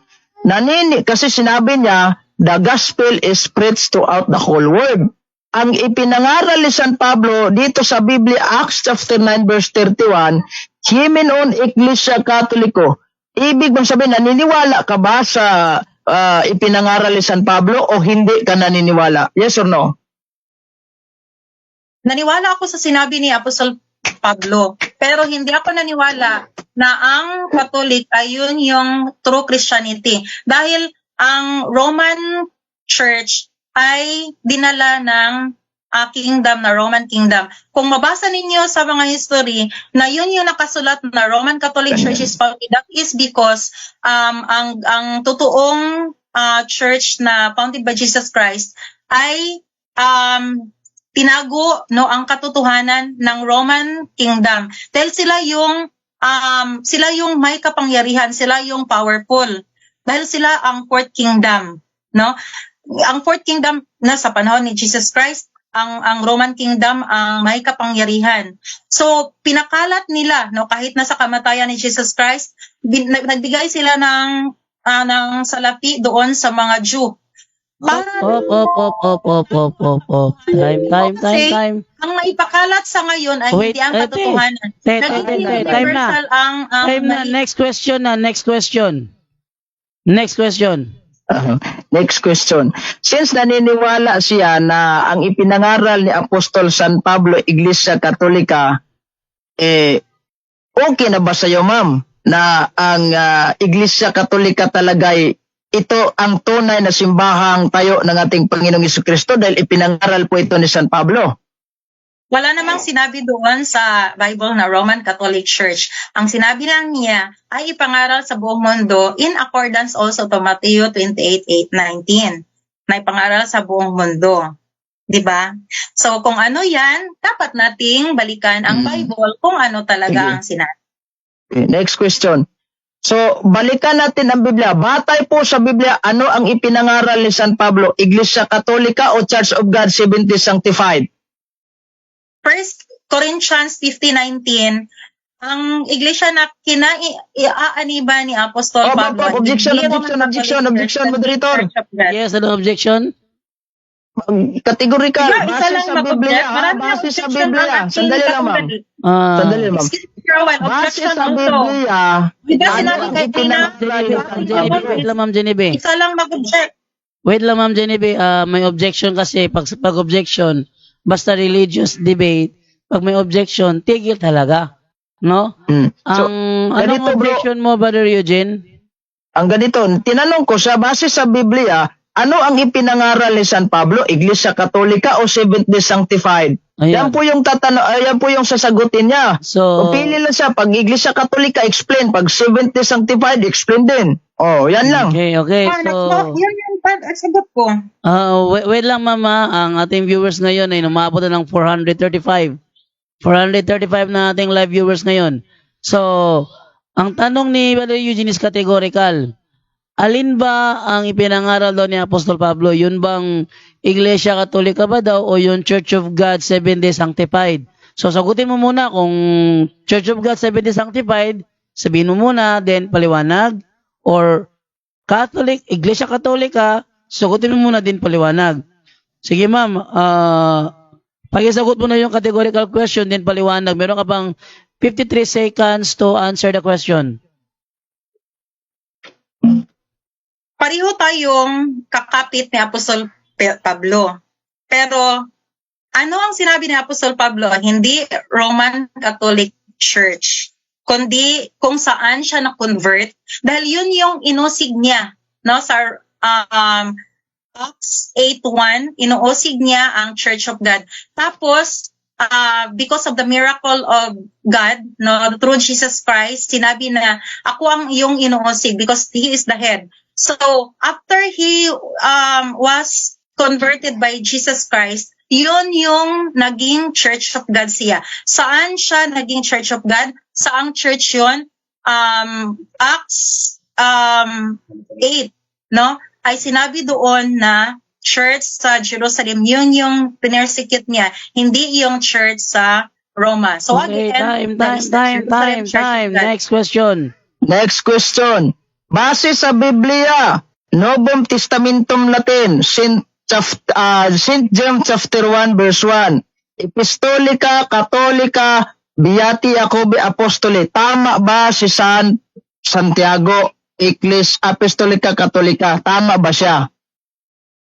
Kung Tempered Bible, hindi iyan ang original na sinabi sa King James Version. So hindi tayo maniwala Okay. basta Tempered Bible. Next question.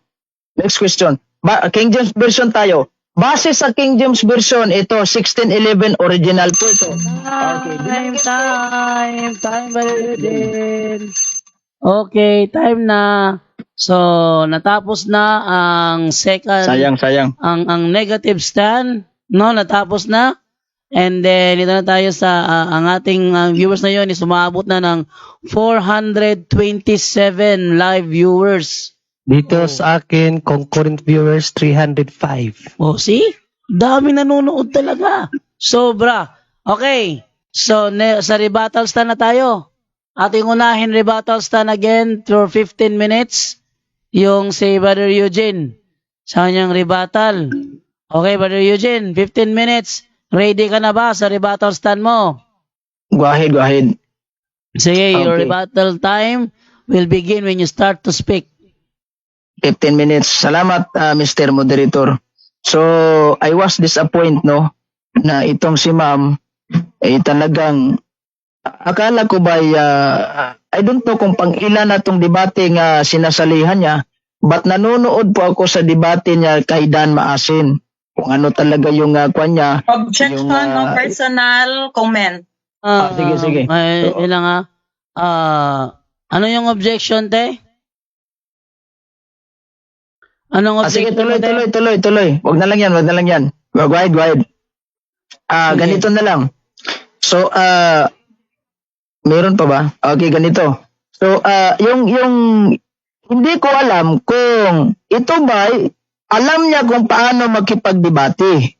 Since yung papel niya is negatibo. Pag negative ka, you are going to destroy my stand. Hindi ka po pwedeng affirmatibo na patutunayan mo na yung simbahan mo ay yan po yung tatag ng ating Panginoong Jesucristo, dahil hindi po ito comparative study. Remember, we are in a debate. Pag-debate po yung sinasabi natin, may negative at saka may affirmative.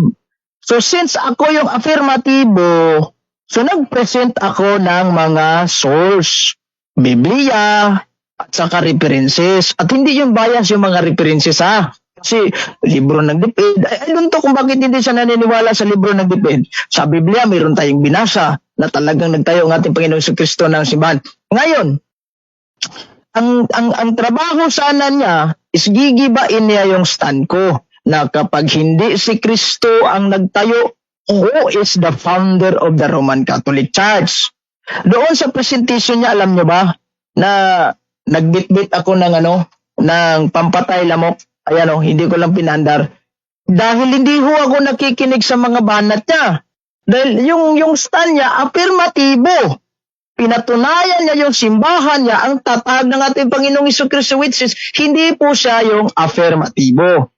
Your role is a negative side. When we talk about negative side, you are going to destroy my stand or as a Catholic. Tututulan mo yan.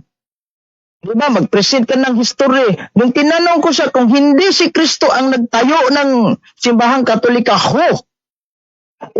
Walang masagot kasi doon na lang yan sa second stand ko yan, ibanat. Bakit hindi mo yan binanat sa first stand mo dahil ikaw yung negatibo? Ang tanong ko, dapat, di ba, may na-record nga pala ako sa kanya. Isa lang na-record ko ito. Sinabi niya, the gospel is preached to all the world. Diba ito lang pong na-record ko. Yung iba, hindi ko na lang nire-record dahil out of topic na yan. So, pinipreach pala yung gospel, ipinapahayag sa all nation. So, ano yung pinipreach ng mga apostoles? Seventh-day sanctified ba? Church of God. Di ba? Malinaw ang sinabi ng ating mahal na apostoles si San Pablo. Meron akong hawak ko. Ano to? Hebrew and Greek Bible. Sinabi po sa Acts chapter 9 verse 31, Amen on Ecclesia Catholis. Iglesia Katolika po. Sabi ko, sangayon ka ba dito? Hindi na tayong debate kung gano'n. Pinaniwalaan mo naman pala na ang pinangaral ng ating Panginoon ng Apostoles is Iglesia Katolika. Hindi po Seventh-day Adventist, yung sanctified. Ano ba yung pangalan ng relihiyon mo? Na nagsimula lang pala dito sa sa Jerusalem o sa Pagadian lang pala yung headquarters nyo. O ito, galing ng Pagadian t-shirt ko. Si Brother Kenneth Bustamante, ang Catholic Pitipender, nagbigay sa akin dito. Aba, di ba? So, paano namang hindi tatag ang ating Panginoong Jesucristo? Nakakahiya naman po. Nakakahiya talaga na bilang isang tawag nito, teachers, ay hindi siya naniniwala sa DepEd. Kasi para sa kanya, mali po itong nasa libro. Mali. Doctor of Philosophy po yung mga author. Kontra itong, Instructional Material Council, Secretariat, Department of Education. DepEd po mismong may sabi, So, paanong kontrahin mo yung DepEd? Diba? Paano naging teachers ito kung hindi naniniwala sa mga librong DepEd?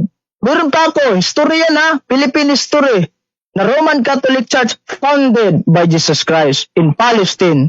Sinabi niya, doon tayo maniniwala sa King James Version. Yan. Nabutan ako ng oras. Ayan 1611 King James Version po. Wala akong nakita ni ma'am na nagpresensya ng kanyang, ang tawag nito, presentation. May binasa siyang Biblia. May hawak siyang Biblia. Ang dilim-dilim ng background niya. Siguro, kayong mga protestante, madilim talaga yan. Ayan. King James Version 1611 na yung pinakaunang labas na King James Version na may apocryphal book. Ayan, 1611 Babanggitin ko itong sinabi ni San Juan. Unang Juan, chapter 4, verse 1. Ito yung sabi niya, He warned them not to believe all teachers. Bakit kasali na si ma'am dito, teachers yung binanggit. Who boast of the Holy Spirit, but to try them by the rules of the Catholic faith. Ano naman binanggit ni San Juan Catholic faith? Saan ba yung sinasabi mong 70 sanctified Jerusalem? Wala. Kung mabasihan natin itong sinabi ni Kristo, ayan ano ni San Juan, he want them not to believe all teachers. All teachers daw. Bakit kasali si ma'am nito kasi teacher siya. Di ba? Ito, binanggit sa Biblia. Mayroon akong babasa, hindi ko nabasa to kanina. Si Kristo, binanggit niya sa John chapter 10, verse 16. Babasahin ko lang po muna itong Tagalog version natin. Yung magandang balita, Biblia. Ito yung sabi niya. John, anyway, mahaba pa naman oras natin. Chapter 10, verse 16. Ito po yung banggit ng ating Panginoong Jesucristo. Sayang naman ito si ma'am. Hindi naman lang, yan po yung yung hinihintay ko na maglatag siya kung hindi si Kristo sino. Sa chapter 16, verse 16. Mayroon akong iba pang mga tupa na wala pa sa kulungang ito. Kinakailangan sila ipasok ko rin at pakikinggan nila ang aking tinig. Sa gayon, magkakaroon ng isang kawan na may isang pastol. At saan tayo titipunin bilang isang tupa ng Panginoong Jesucristo? Ayan, Basahin natin tong The Paraphrase on the New Testament ni Richard Baxter. Protestant Biblia Japon. Protestant Biblia pa rin. Yan. Tingnan natin.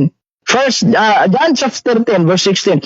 And beside the Jews, I have chosen people among the Gentiles. Then I must call and gather to me the Jews and Gentiles shall be one Catholic Church under their only universal head and shepherd. Ayan o. Malino. Biblia po yung binasa natin, di comics. Hindi kagaya nitong si ma'am, nag-present man lang siya ng mga dokumento. No, sayang nga lang. Dahil hindi po uma-appear doon sa kanyang, ano naman to. Baka minalas ng husto itong si ma'am. Ayan. Now, di ba binanggit ni Kristo, one Catholic Church. Sinabi ni ma'am kanina, ay hindi man yung Roman Catholic Church. O, balik basa. Diksyonaryo again. Balikan natin. Page 62. Ano ang kahulugan ng Catholic Church? Yan. Sinabi, any of the original Christian Church. Wow naman. Any of the original Christian Church, ha? Member of the Roman Catholic Church. Paano naging tayo kayo ng Panginoong Jesucristo na hindi kayo ang original na simbahan? At meron tayong babasahin. Ito, tignan natin itong Catholic Church. Ayan, meron akong isang diksyonaryo pa rin, malaki ito. Ayan o, itong World Book Dictionary. O yan, malaki na ito volume 1. Yung meaning talaga ng Catholic, ito. Basahin natin ito. Ano ba ang kahulugan ng Catholic Church? Baka sabihin niya, ay hindi man yung Roman Catholic Church. O, tignan natin itong meaning ng Catholic. Ito ang banggit sa World Dictionary. Haba-haba pa yung oras natin. Catholic. Ito. Tignan natin kung ano yung meaning ng Catholic. Catholic. The Christian Church. Ang simbahang Kristiyano. Governed by the Pope. Bah. Ay paano naging? Baka ang kinin ninyo na kayo yung tunay na Katoliko. Kagaya ng Seventh-day Adventist. Inangkin nila na sila yung tunay na Katoliko. Paano naging tunay kayo? Governed by Pope ang simbahang Katolika. Wala kayong Santo Papa. Yan nga yung binanggit ko sa kanina sa sagot ko sa kanyang tanong. We have the apostolic succession. Kaya nga kung pagbabasihan natin yung simbahang Katoliko, we have the chronological list of Pope. You know what is chronological list of Pope? Listahan po yan ng mga Santo Papa mula kay San Pedro hanggang kay Pope Francis na nagpapatunay na wala talaga tayong tutol na koneksyon sa kay Kristo at saka sa kanyang mga apostoles. Ay si ma'am, magtanong na ito si ma'am ngayon. Sangayon ka na ba dito sa history book ko? Ganun, baka sa Biblia na ang founder ninyo is si Magellan. Baka sabihin niya, sangayon ka na ba dito, sir, na yung founder niyo si Constantino o yung founder niyo si Ignacio? Baka sabihin niya, uunahan ko na lang kayo. Baka yan yung pong isasagot niya. Alam ba nyo, ulitin ko hindi na ako nakikinig sa presentation niya. Dahil hindi po issue namin dito yung simbahan na inaniban ng Seventh-day Sanctified ay siyang pong tatag ng ating Panginoong Jesucristo. Kung gusto mong patunayan niya, mag-topic tayo niyan. Next debate natin kung kaya mo. Pero ayaw ko na lang kasi dito pa lang nakakadismaya po. Nakakadismaya. First time ko po itong magdebate babae yung kalaban ko, teachers pa naman ng DepEd. Ako, kinakabahan talaga ko sa totoo lang. Dahil DepEd ako, graduate man ako ng education pero hindi ako pasado sa board examination. Ito DepEd, nagtataka ako. Bakit itong si ma'am, tinanong ko siya, naniniwala ka ba sa deklarasyon ng DepEd? Sinabi niya, no, hindi ako naniniwala. Paano naging teachers ito? Nakapagtataka. Diba? Paano naging teacher si ma'am? So, ganyan, kasimple. Kung hindi si Kristo nagtayo, diba? Yan, yung aantayin ko yan ma'am, huwag kang mag-alala. Aantayin ko talaga yung sinabi mo na sa presentation mo. Kung hindi si Kristo nagtayo, sino? Baka sabihin mo, si Emperor Constantino. May iba nga nagsabi, si Alexander the Great, wawa naman. May iba nga, si Pope Gregory the Great, Yung iba naman nagsabi ay si Ignacio. Yung iba naman nagsabi ay talagang tatag lang po kayo, nagsimula lang po kayo ni Magellan. Di ba? Nakakatawa talaga yung mga mga banat sa simbahang Katolika. Kaya nga sinabi ni Jesucristo, kahit kamatayan, hindi po matitinag.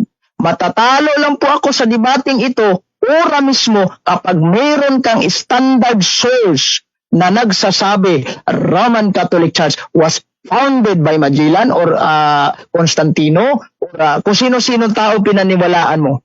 Yung legit na source, huwag kang magbanggit doon sa mga source na pinipresent niya. Halimbawa, itong si Daryl Villanueva ng Seventh Adventist, nagpresent siya si Roman Catholic Church, founder, si Pope Gregory the Great, na hindi, questionable yung libro niya dahil walang cover, pati page, hindi nga niya nilagyan. Oh, di ba? So, mindset. Hindi na tayo bata para magpaloko pa tayo sa mga ganitong klaseng mga pambubula nila. Di ba? So, malinaw na talaga yung presentation ko, ang simbahang Katolika talaga ay siyang may-ari nito, si Jesucristo. Hindi po ito tatag lang ng ordinaryong tao, baka sabihin niya si Constantino o di kaya si Magellan. Katawa-tawa naman siguro, mama, no? Teachers ka, dapat alam mo yung history. Binanggit pa niya, yung may binanggit sa history kanina namatay daw si Kristo 30. Ay, na-record ko nga yan 30 AD. Paano? Katawa-tawa naman yung source mo. Yung source mo kasi, maglagay kung saan mo kinuha, kung saan mo, kasi online pala siya, mayroon akong nakita online, sinabi niya, di ba? Di sa online, ano naman kung i-google natin yan? Who is the founder of the Roman Catholic Church? Malaking yung pangalan. Jesus Christ! Ako naman, Wikipedia pa nga yung may sabi. O kaya nga, walang ibang founder ang simbahang Katolika, si Kristo. At yung pinatunayan mo na kayo ang tatag, yung sa presentation mo, pasensya na po. Pagpasensyahan na po, ma'am. Dahil hindi na po kami madadala doon sa mga market strategy mo. Diba? Yung market strategy mo, dapat sa susunod, ma'am, pag debate yung pag-uusapan,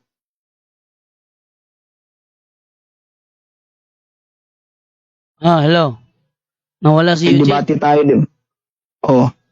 Kaya nga, nagdedebate tayo, di ba? Na mayroong affirmatibo, mayroong ding negatibo. So sa negatibo, gigibain mo na sana, pero kaso, palpak ka po, hindi mo po nagigiba dahil si Kristo po yung kontra mo. Kaya nga, hanggang ngayon, wala kang nailatag. Useless lang. Nag-present ka ng iyon na lang, Juan. Presentation mo na lang yan. Hindi mo magigiba dahil si Kristo po yung binangga mo. Si Kristo po ang kabangga mo. Okay, Brother Eugene. Time. Maraming salamat, Mr. Moderator. Magandang gabi sa lahat. Okay, no? So, atin nang ibalik muli sa nilang dalawa. Bagbabanata ngayon sa another cross 10 minutes. Cross-examination ni Ma'am Genevieve kay Eugene. Sige, Ma'am Genevieve, ready ka na ba? Ma'am Genevieve, ready ka na? Sige. Sige. So, let's begin. Simulan mo ang pagtatanong at magsisimula ang oras. Sige, Sir Eugene. Mm-hmm. In between the Bible and history, saan doon ang first natin na basihan? Una, Biblia. Kaya nga sinabi ko sa topic, Biblia Pangalawa, history. Natural. Galing tayo sa Biblia. Babase muna tayo sa Biblia. Since yung Biblia hindi po kumpleto yung detalye, kaya mayroong kasaysayan. There is a history book. Yan po yung advice sa atin ni Job chapter 8 verse 8. Read the history book and see. Kaya nga sa history book is Roman Catholic Church ang itinayo. Hindi po sa inyo. Next question. Sinabi mo na hindi detalyado ang Biblia. Does it mean na merong mga patutuo ni Jesus Christ na hindi nasulat sa Biblia? Yes. Kasi po sinabi ni San Juan, hindi lahat na nasusulat sa Biblia, hindi lahat ang ginawa ni Kristo ay nasusulat sa Biblia. Kasi naniniwala si San Juan, naniniwala si San Juan na kapag sinulat niya lahat, ay kahit buong mundo, hindi pa kasya. Di ba? Sinabi mo ba, no, pinaniwalaan mo ba na ang hindi nakasulat ay contradict sa nakasulat? Hindi naman. Bakit maging contradict yan? Di ba? Pag sinabi ni San Juan na ang hindi nakasulat sa mga ginawa ni Kristo, paano naging contradict yung ginawa na nga ni Kristo, contradict pa? O ngayon, hindi contradict, di ba? Anong church ang kinaaniba ni Apostol Pablo? Base sa Biblia. God, base sa Biblia, kinaaniba niya, pinangaral pa nga niya, sinangayunan mo, Ecclesia Catholis. Pinangaral din ni San Juan, 1 John chapter 4 verse 1, King James Version 1611, Catholic Church, hindi po Seventh-day Sanctified na galing lamang sa Pagadian City. Next question. So, mali ba ang nakasulat sa Biblia na 12 times it is written na Church of God? Tama, mali? Walang problema. Church of God, tama yan ha. Categorical, tama yan. Pero hindi po yan kayo. Ang Church of God na binanggit sa Biblia, no other than Roman Catholic Church founded by Jesus Christ. Natural Church of God kasi God po yung nagtayo, si Kristo mismo. Hindi, huwag nyo ang kinin na galing lang kayo sa Pagadian City. Galing na t-shirt ko, hindi po yan kayo. Ang Church of God na binanggit sa Biblia, ulitin ko that is Catholic Church. Next question. Hihinaan ko na lang yung boses ko kasi tulog na yung mga kasamahan ko. Meron ba tayong mabasa sa Biblia na Roman Catholic Church ang inoosig ni Apostol Pablo? Paano naman usigin ni Apostol San Pablo ang Roman Catholic Church na yan po yung tatag ng ating Panginoong Jesucristo?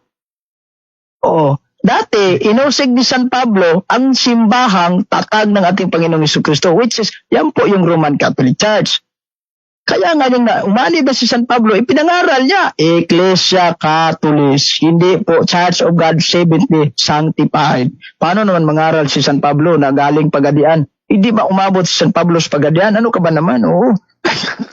Sinabi mo kanina na hindi inosig ni Apostol Pablo ang Roman Catholic Church. Meaning kasi na kuha ka sa iyong own mouth na hindi talaga kayo ang totoong church. Ganito Dahil yan, ma'am. ang totoong church ay inosig ni Apostol Pablo. Ganito yan, ma'am. Hindi inusig ni San Pablo. Sinabi mo na kanina ha. Sandali nga. Yung sinagot kong hindi inusig, tama yun. Kasi namimbro na siya sa simbahang tatag ng ating Panginoong Jesucristo. Paano usigin niya? Mimbro na siya, di ba? Pinangaral pa nga niya, Ecclesia Catholis, sinangayunan mo pa nga. Pero nung hindi pa siya nagiging membro, isa po siyang persecutor. At tandaan ninyo, si San Pablo ay magiting po yan na persecutor. Bali, ika nga yung pinaka, in Visayan term, mantas, di ba? Yung pinaka brutal na persecutor. King of the king, Pharisee of the Pharisee po yung turing niya sa kanyang sarili. Nung naging convert siya into Christianismo, he is a member of the Roman Catholic Church. And in fact, siya po ay isang pari ng simbahang Katoliko Romano. Roman chapter 15 verse 16. Baka hindi mo alam yan. Next question. Based sa list of Catholic popes ninyo, wala kayong makita na pope si Apostol Pablo, pero ngayon binigkas mo sa yung bibig na naging pope siya. Pero sa list ng ninyo, Sandali lang, objection moderator. Objection moderator. si Apostol Pablo. Objection. Anong That is objection? according to the list of history. So Wait, meaning kasi you are telling falsely. Kalma lang, Objection. te. Kalma lang, te. Ang hirap sumigaw. Paus ako. No? Kalma lang. Anong objection mo, Brother Eugene? Oo, sinabi niya, wala akong sinabing Apostol Pablo naging Santo Papa, ha? Bakit ipinilit Yes, niya sa akin na si San Pablo sinabi ko? Wala akong sinabi. Naku Ayan, naman, oo. so, wala siyang sinabi, te, na si Apostol Pablo naging Santo Papa. Sige, next question na lang. Okay, sige. Very good na sinabi mo. Dahil kanina sinabi mo na sa Apostol Pablo is Pope. Ngayon, Ay, wala. sinabi mo wala naman na hindi Kasi San Pablo naging Pope. Papa. Pag mo kang... No, sa akin muna ang pagsasalita. Okay. So ngayon, nakuha ka na rin sa iyong bibig. Bakit hindi ninyo bakit hindi nagiging Pope si Apostol Pablo sa inyo? Within fact, siya ang apostol ng Gentile. So dapat sana siya ang nagsulat sa 14 books ng New Testament. So papaano ninyo? Bakit Ganito. kinahigtaan ninyong bigyan siya ng yung appointment niya bilang Pope ninyo? Ganito. Bakit hindi siya naging Pope ninyo? Siya ang nagsulat lahat ng New Testament. Sagot ha. Wala po akong binigkas sa si San Pablo ay Santo Papa. Ang sinabi ko lang, siya po ay paring Romano Katoliko. Roma 15:16. Ang Santo Papa po namin at that time na buhay pa si San Pablo at saka si Apostol Pedro, si Apostol Pedro po. Yung sinabi mong Catholic, yung sinabi mong 14 letters, Oxford Companion to the Bible, that is the Catholic letters, New Testament. Wala pong dyan. Next question. Okay, very good no, na sinabi mo na hindi Wow. ninyo Pope si Apostol Pablo. Bakit tama hindi naman. siya nagiging Pope ninyo? Na kung saan siya dapat ang magiging Pope dahil siya ang apostol ng mga Gentile. Objection, Apostol Pedro Mr. ay Moderator. Objection. Yes, anong objection, bro? So, Si bakit ma'am, naging pinapatulan ko lang si objection na naman? ma'am. Sandali lang ha. Pinapatulan ko lang si ma'am dahil wala na po siyang ibang maitanong. Nandoon na siya sa Pope, si Pedro ba, si Pablo ba? Pag-usapan na yan. Focus lang tayo sa topic, ma'am. Nag-iintay po ako sa inyo, ma'am. If hindi Sana si naman Cristo ang nagtayo, hindi ka rin who is the hindi founder? ka rin nagbanggit ni Apostol Pablo. Wala po. Wait lang, ma'am. Ito is pag Ma'am, kayo ang nakuha wait sa lang. inyong mga ang maling katuruan ay Sandali sinabi lang, na ninyo ma'am. na Wait lang, ma'am. Hindi siya Wait lang, kasalungat. ma'am. Ma'am Genevieve, Dapat you wait have lang. to listen to me also. You have to respect Galit what si I'm ma'am. telling also. Ma'am, Galit si Pag ma'am. kayo, pag nakuha kayo sa inyong bibig sa mali ninyong katuruan, sinabi ninyo na hindi na huwag ng ating pagdidebate. Ma'am, wait lang, ma'am. Oo. Ganito, So, dapat, ma'am. dapat fair tayo. No? Dapat fair tayo. Ma'am, Oo, wait lang, kung ma'am. kayo talaga Ma'am ang Genevieve. nasa Wait lang, ma'am katotohanan, Genevieve. Actually, tanggapin ninyo na hindi Ah. ninyo talaga nakuha si Apostol Pablo ma'am dahil Genevieve. Ma'am Ma'am tulungan sa Genevieve. Roman Catholic Wait lang. Wait lang, ma'am Genevieve, ha. It is my objection si Mary Eugene. Nakakaya naman po, ma'am, na ang dami nanonood ngayon. Ikaw yung nag-send sa akin ng rules, pero ikaw yung lumalabag sa rules. Hindi ko na nga hindi ko na nga binabawasan yung time mo kahit nasa rule mo na pag hindi sumunod sa warning, kailangan bawasan ng time. Hindi ko ginawa eh. Sige lang, Eugene. Sige lang, Actually- sige lang, Actually, Brad Shane, ganito, ha. ma'am, actually, ma'am, magiging patas ka ni Ma'am, naman. actually, ma'am, ngayong gabing Magiging ito, patas ka din naman. Alam ng lahat dito kung ano ang ginawa mo, Brad ma'am, Chando or Sir Chando. ma'am, magiging patas ka din. ma'am, actually, ma'am, maluwag nga ako ngayon maluwag ako ngayon, no? Hindi ako mahigpit sa'yo. Actually, hindi ako mahigpit. Hindi ako, based sa mga experience ko sa mga debates, pag ako nag-moderate, mahigpit ako, pero sa'yo, hindi ako mahigpit. Inunawa ko yung sitwasyon mo. So, please, ma'am, wag mong isipin na ako'y bias. Dahil sa totoo lang, pinapaboran pa kita dito sa debating ito. Ramdam ni Eugene yan. Ramdam ni Eugene, pinapaboran pa kita. Kaya, ma'am, please lang. Pag may objection, tahimik. No? Brother Eugene, ano ang objection mo? Yung objection ko, clarification lang po. Wala po akong binanggit na si San Pablo ay Papa sa Roma. Wala ho. Yung sinabi ko lang is si San Pablo, paring Romano Katoliko. Roma chapter 15 verse 16. So, Yung sinabi niya, nagiging Papa daw si San Pablo. Sa sinasabi ko, mali, wala po. Kahit i-review natin yung video, wala po kung sinasabi dyan ha. O kaya wag mo akong tanongin na pinipilit mo, ma'am. Sige. Okay, so kaya nga, nag-follow up ako. Okay, let's sige, ma'am, agree. go ahead. Sinabi mo na papa siya, ay pari lang siya, hindi siya Pope. So may follow-up question ako. Mhm. Bakit hindi ninyo ginawang papa sa Roma si Apostol Pablo na kung saan siya dapat? Dahil siya ang apostol ng mga Gentile. Sagot. Kasi hindi po siya pinili ni Kristo na maging Santo Papa. Pinili lang po si San Pablo na maging isang apostol ng mga Hintal.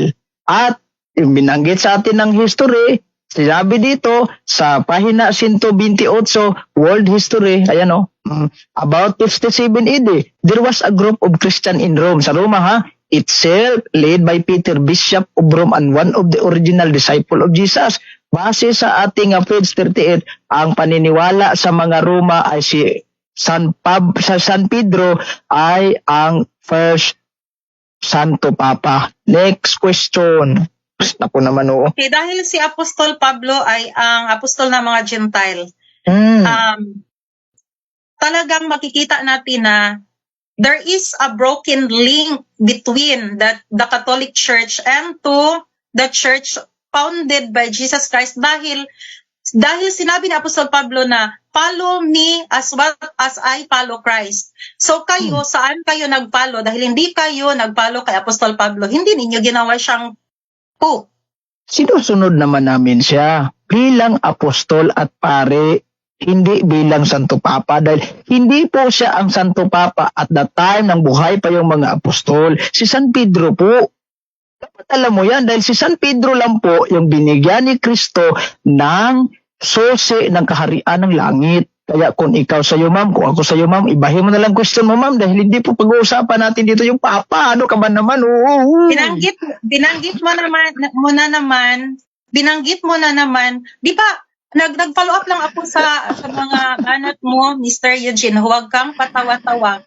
You have to be serious about your actuation. It is very clear na wala ka talagang kaalam-alam dahil sa pinakita mo na action, di ba? Again, clarification lang, kung ano ang banat mo, yun doon lang ako nagtanong. Yes, Sinabi mo naman kanina, may siya ang objection. ng susi. Meron Diba? po objection Tapos konti ngayon, lang. kung magtanong Hello, ako base sa iyong mga presentation, ay sasabihin niyo naman na High blood ito si ma'am. High blood si ma'am. Hope ng ating topic.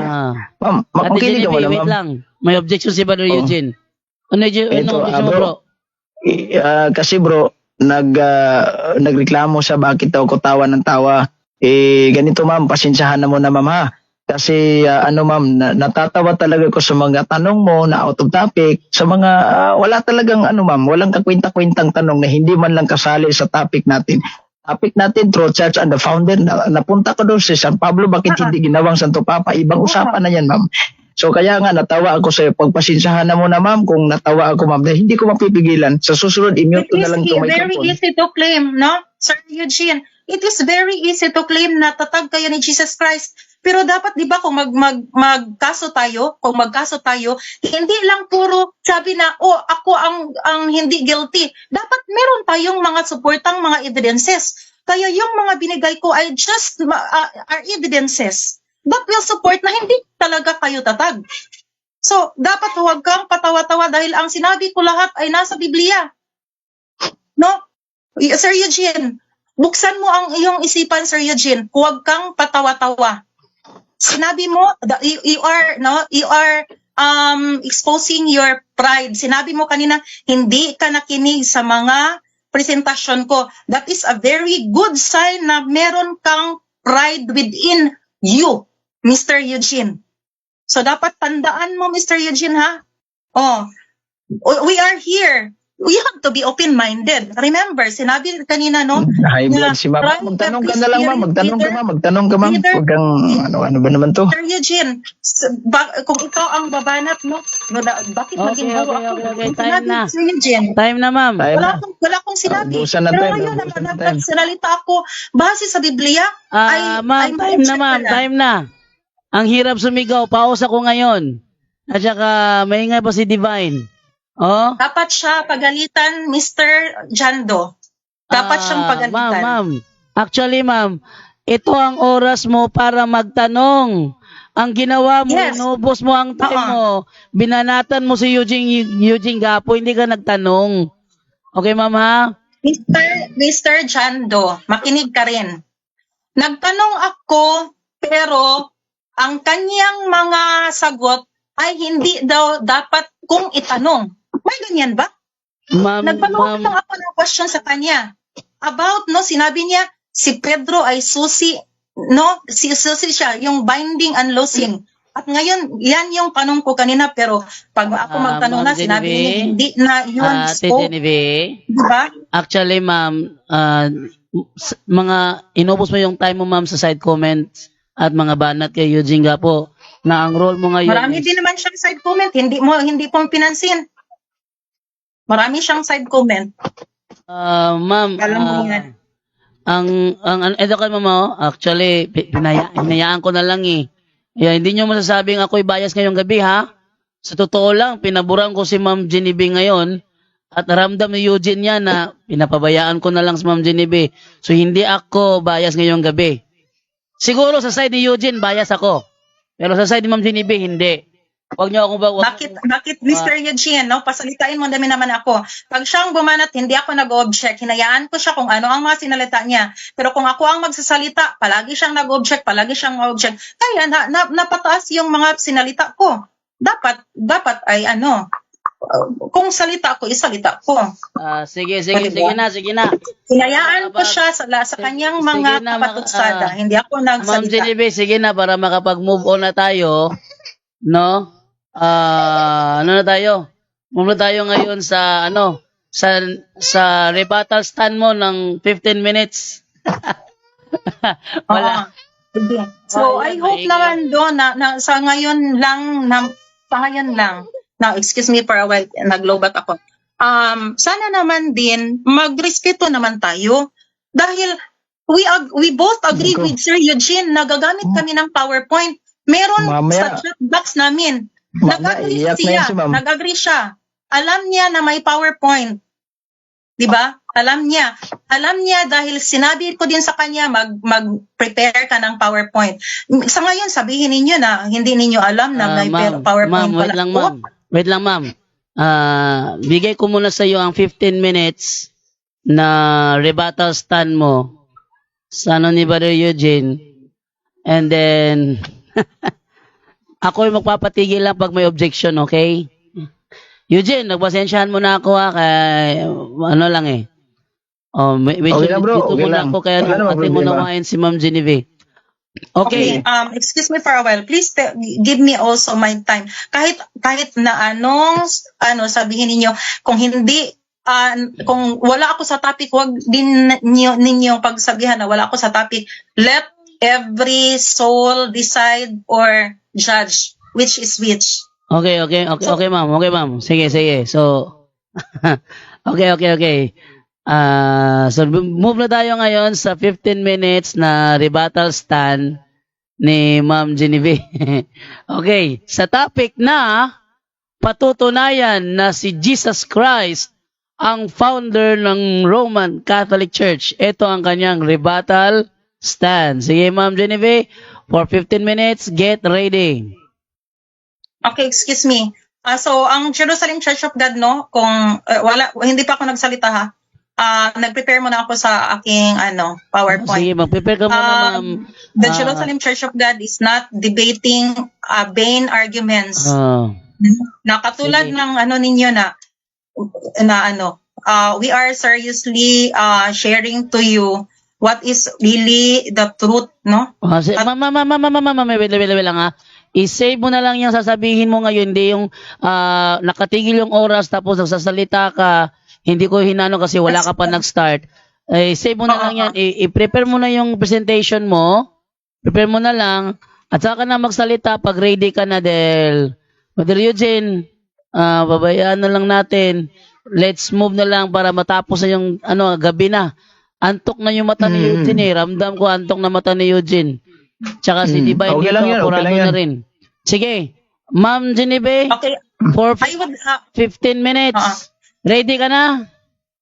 please tell me muna Sir JD and Sir Eugene kung ang presentation ko ba ay nakita. Yes, nakikita ang presentation mo, Hindi ako ma'am. magpo-proceed. Ano ang gusto mo? Ano gusto mo, ma'am? Pag tumigil to, magsalita ako, patigil ko yung oras, sabihin ko na hindi nag-move yung mo? Oo, ganyan. Sige. Sige, ma'am. Go ahead. Pag ready ka na, salita ka na, then I will start the time. Ready na? Okay, ready na. Sige. Time will start now. Okay. So let me share what is really the truth, no? Okay. So again, lahat tayong salita natin is sa Bible talaga magbabase. Okay? So it is clearly telling here na kahit angel from heaven preaching any other gospel. So hindi matitinag ang Church of God kahit pa balik-balikin ninyo na hindi kami naniwala sa DepEd, hindi kami naniwala sa doktor, dahil mas mataas pa ang angel kaysa mga tao dito. Pero kahit na angel, hindi na dapat natin paniwalaan kung wala talaga nakasalat sa Bible. Okay, it is spoken here, no, sa mga history, na there is no Catholic Pope which has Jewish heritage. This is a history book also, di ba? So meaning to say, is wala talaga kayong kawala dahil sinabi man dito na walang Catholic Pope na Jewish heritage. Tapos si Apostol Pedro is, di ba, Jew man siya, pero hindi siya naka-link sa Catholicism, di ba? The office of the Pope as the head of the Catholic Church has been traditionally filled by individuals who are baptized and raised within the Christian faith, but there is no Catholic Pope. Okay, there is no Jewish background. Ang mga Catholic Pope, there is no in the history. Okay, so now, since mag-ano tayo sa mga history, I will share you about mga history, no? So little plaque ang Church of God, ang church. So fewest people, no, sa Old Testament church, ang Israelites is the fewest people dahil nagiging wicked din sila. Sinabi na 10 lost tribe of Israel. Then yung first coming ni Jesus was to judge them, no, yung nasa Romans 11, no, di ba, na i-cut off yung hindi naniwala after natapos yung 70th week or 33 AD. Okay? So ito yung church sa wilderness, okay? So yung daughter of Zion or daughter of Jerusalem, yun yung characteristics or description ng church sa Old Testament, or it is also referred to the Israelites, di ba? Okay? Ang mga Israelites ay yung nakaptive ng first world king, universal kingdom na si Nabucodonosor. Idinala doon sila sa Babylonia, di ba? Okay? So, the daughter of Zion or the daughter of Jerusalem is the old version ng church. Yung sa Judaism, di ba? Daughter of Zion, daughter of Jerusalem. Okay, yun yung church din na kinaiiniban or linya ni Abraham. Dahil si Abraham, siya yung one of those na scatter after sa yung Tower of Babel, the different, speaking of different languages.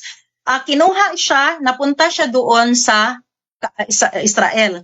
Tapos, pag doon na sila sa Israel, is nagiging alipin din sila doon sa Egypt. That is for 400 years, no, in bondage according to Exodus 12:40-41.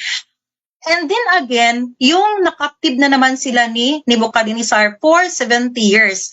Again, I am talking to you about the Old Testament church, which is the true church of God is connected. Okay? So, another one, meron ding isang church, which is, ito yung konektado sa Roman Catholic Church. Tinawag ito na daughter of Babylon or daughter of Chaldean. Okay, again, the daughter of Babylon or the daughter of Chaldean.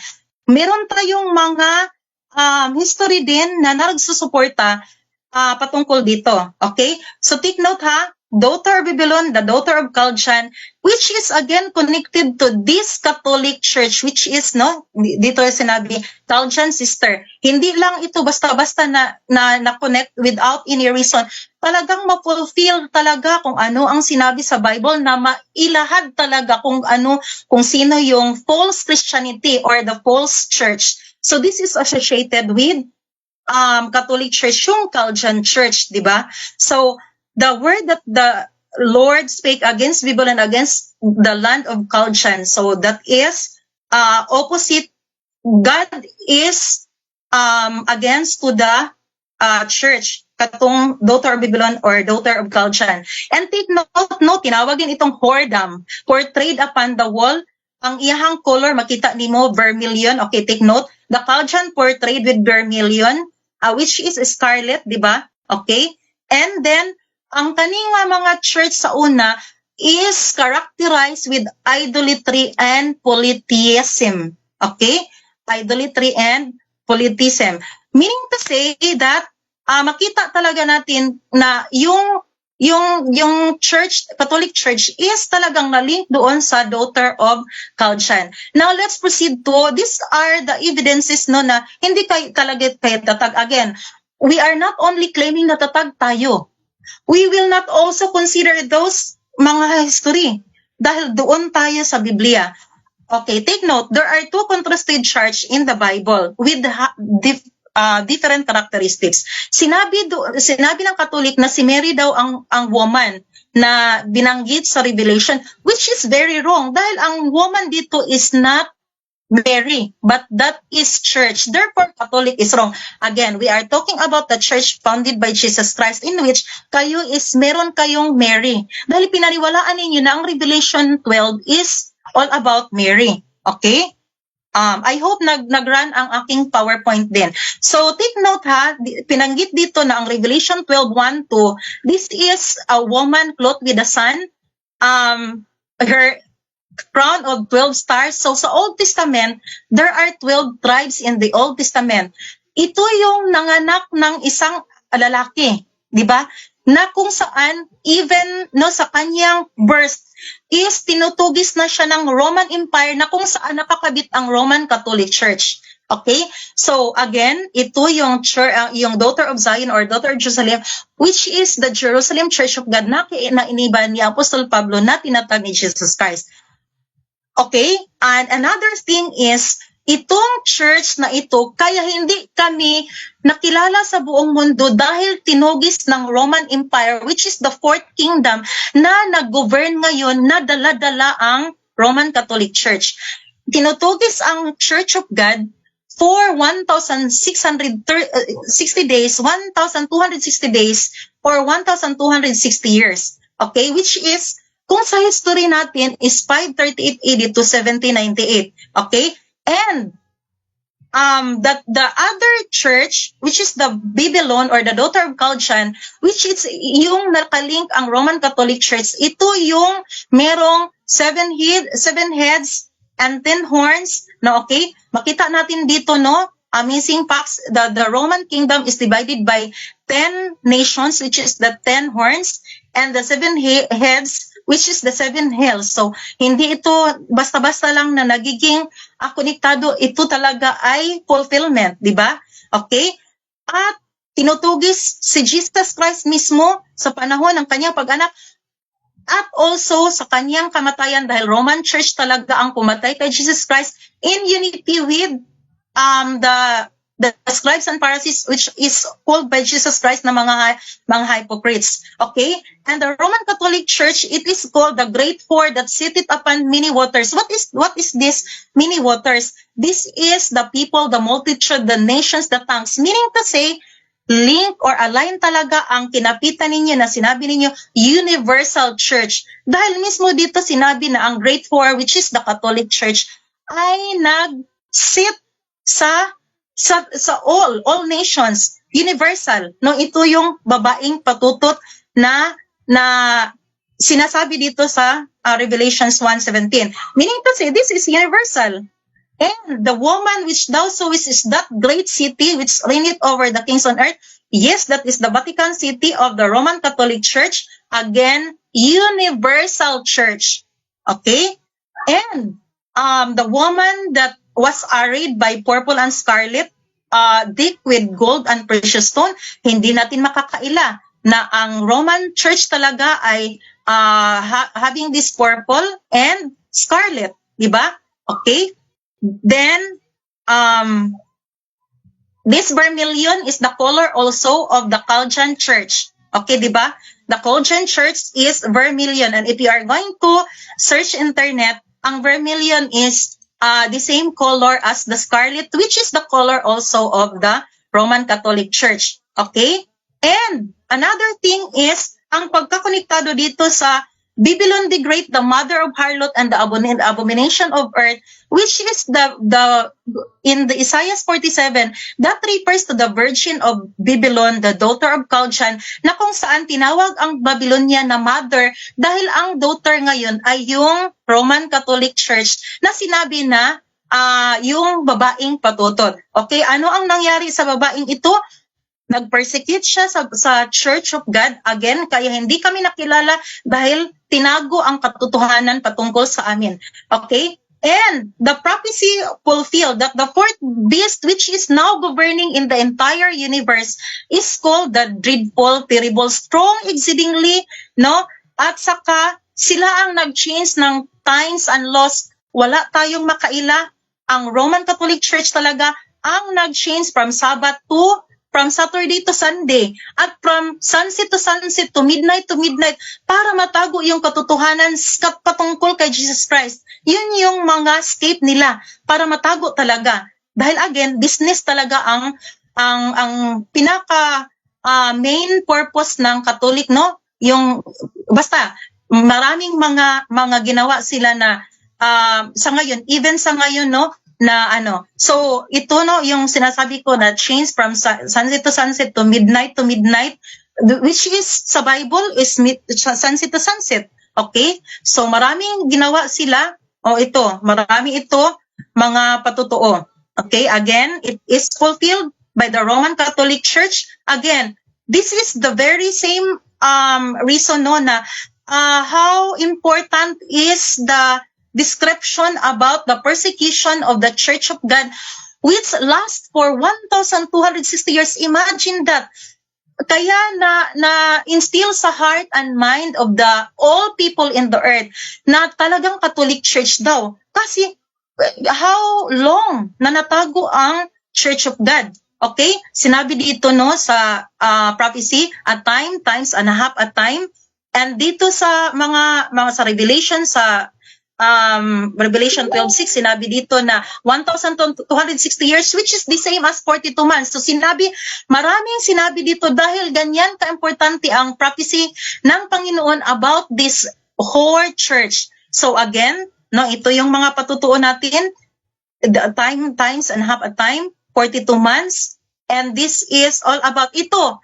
Ito yung bakit binalik ni Apostol John, na nagprophecy si Apostol John patungkol sa fourth beast, dahil hindi na sana magprophecy si Apostol John kung wala talagang kinalaman sa fourth beast or sa universal church sa ngayon, kung wala na ito sa ngayon, no, na church. Okay? So again, ito yung little book, ang Daniel, na prophesied again ni Apostol John when he was exiled in the Isle of Patmos. Okay? So this one is, kung balikan natin yung sa Daniel, these are only the four kingdoms, no? Ang Babylonia, ang Medo-Persia, ang Alexander the Great or sa Grisha, yung sa Muslim ba? Dahil ang Muslim nauna pa yan sa Roma. Okay, that is the religion in the third kingdom.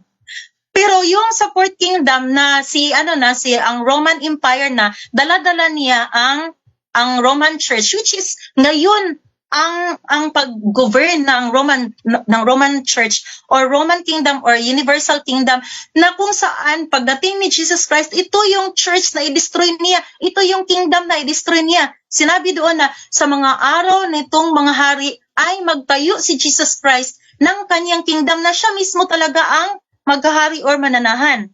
Meaning kasi hindi ito yung sa ngayon, dahil hindi pa man tayo peaceful. Pero ang kingdom ni Jesus Christ is kadang mga balaan na or mga saints na or mga banal na ang nandito lahat sa earth. Okay? So ito yung sa history na nagkakaroon ng nagkaroon ng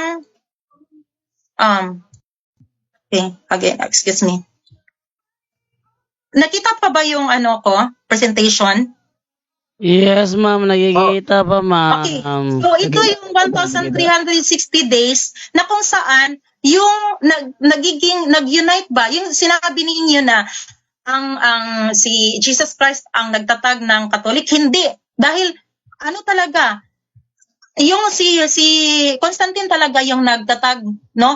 Yung sinabi na na-convert siya sa Christianity, yun yung na-convert siya doon sa church na yung Old Testament na sa Chaldean, yung sa Babylonia, doon siya nagka-connect. Okay, at time na. Maghunos dili na. Time na. Okay. Brother Eugene, Sabi niya si Constantine daw ang founder. So ang role mo ngayon is tanungin siya diyan. Dahil ang topic mo kasi ang Catholic Church founded by Christ. At ang sagot niya hindi si Kristo kundi si Emperor Constantine. So yan ang role mo ngayon sa kanya na cross-examine. Okay ma'am, wala ka nang reklamo ma'am ha? Huwag ka nang magreklamo. Dahil napakadaming oras Okay, na hindi, pinaburan actually, hindi kita, ko pala, ma'am. Wag ka nang ma'am. Maraming oras na pinaburan kita sa debating ito. Hinayaan na lang kita. Pinaunawa ko na lang kay Brother Eugene na unawain na lang natin si Ma'am Genevieve. No? Kaya I hope sana ma'am wag mong isipin na ako'y bias dito. Dahil katunayan, pinaburan pa kita ngayong gabi na supposedly dapat hindi ko gawin. Ha? Alam ko, naintindihan ako ni Eugene eh. Kaya, ma'am, huwag ka nang magreklamo, mama. Brother Eugene, eto ngayon ang gawin mo, bro. Tanungin mo na siya sa kanyang rebuttal stand for 10 minutes. Ready ko na yung time mo for 10 minutes. Okay? Okay, so let's get ready, Brother Eugene. Ready ka na, Brother Eugene? Go ahead. Okay. Time Dito po tayo starts sa now. Okay. Dito po tayo sa pinaka-basic muna, hayaan muna natin tong si Constantino. Sinabi mo na ang pumatay kay Kristo, Roman Catholic. Dito sa Biblia, sinabi ni San Pablo, unang Tesalonica 2:15, silang mga Hudyo ay pumatay sa Panginoong Hesus at sa mga propita noon. Sila rin ang mga taong umuusig sa amin. Ang tanong, anong pahinga sa mga Hudyo? Saturday ba, Sabadista o Domingista o Sunday Keeper? o di ba kung ako ang nagtanong sa iyo ngayon, sasabihin mo hindi out of topic na, di ba? Pinapahayag pero mo yan. sagutin kita, kahit anong tanong mo, sagutin kita, Sir Eugene. Again, will you please ask me? Ang tanong ko, kasi pinapahayag mo, sinabi mo, ang Roman Catholic ay pumatay ni Kristo, which is hindi na natin topic yan. Base sa Biblia ang binasa ko, ang pumatay ni Kristo at sa mga propeta, tumusig ng mga apostoles ay Hudyo. Ano ang pahinga ng mga Hudyo? Sila ba'y Sabadista o Domingista? Of course, Sabadista sila. And again, there are two kinds of Sabadista. Yung mga hypocrite Jews na palaging it is always rebuked by Jesus Christ dahil mga hypocrite sila. They are only acting physically, pero hindi sila niniwala kay Jesus Christ dahil paano nila paniwalaan si Jesus Christ? Anak lang siya ng panday. Very low ang kanyang profile in Jesus Christ. Just like how you treat us na, kayo lang, kayo, mga konti lang kayo. O, kami yung body niya dahil poor si Jesus Christ, poor din kami na church. So ngayon, yes, again, there are two kinds of Sabbath keeper. The Jews, like the kaniyang mga SDA, yun yung example ng hypocrite Jews. Nag-follow sila ng Sabbath day, pero hindi sila niniwala kay Jesus Christ na namatay ng Miyerkules at Okay, time na. Naubos na 1 minute. Time. So, next Time. question. So, aaminin mo na ngayon na nagkamali kasi sinasabi mong Roman Catholic ang pumatay, kundi Sabadista pala. Hindi ako nag-give way ng aking sinabi dahil there is a unity sa hypocrite Jews to Roman. Again, alam mo din na kahit pa bata pa si Jesus Christ, ang gustong papatay kay Jesus Christ is mga Roman Empire talaga.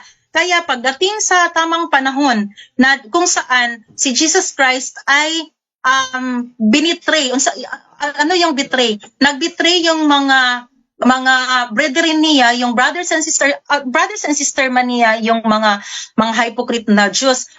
Ang ngayon lang is nakikonsabo yung mga hypocrite Jews sa mga Roman Empire. There is a connection na meron silang unity. Again, binayaran pa nga ng mga Roman Empire yung mga Jew na ipakalat ang mali-maling balita na hindi nabuhay si Jesus Christ. Di ba? Meron yan sa Matthew 28, yung sa Hey, katapusan ng verse time. Next question. Okay, time. Next question. Binanggit mo kanina si Constantino ang founder ng simbahang Katolika. Saang source mo yan nababasa na binanggit Emperor Constantino is the founder of the Roman Catholic Church? Standard reference na nagsasabi na Emperor Constantino is the founder of the Roman Catholic Church. Okay. So again, sinabi ko na kanina na tinago ang katotohanan. Alangan naman sabihin ng Catholic Church na si Constantine the Great ang nagtatag ng Objection, ng moderator. Catholic Church na kung saan tiniman nila na Objection, time. Time for objection, ma'am. Once again, ulitin ko. Pag sinabing objection, tumahimik po kayo. No? Sige. Brother Eugene, ano ang objection mo? Gusto ko lang maitanong, masagot niya kung saan niya nababasa na standard reference na si Constantine the Great ang founder ng Roman Catholic Church. Maglatag siya ng libro kahit isa. Yan lang po. Okay, ito Okay, wait lang, Ma'am Genevieve. Wait lang, Ma'am Genevieve. Kasi kanina si Eugene gumagamit ng referensya, binasura mo lahat yon. Ngayon, hinahanapan ka naman niya ngayon ng referensya mo. Saan mo nabasa daw na si Emperor Constantine ang founder ng Roman Catholic Church? Yun ang kanyang tanong. Please answer the question. Yes, I am sharing you the proof, no? Meron tayo sa mga online na mga Ito ay kuha ko sa ChatGPT. And this ChatGPT is a fair source.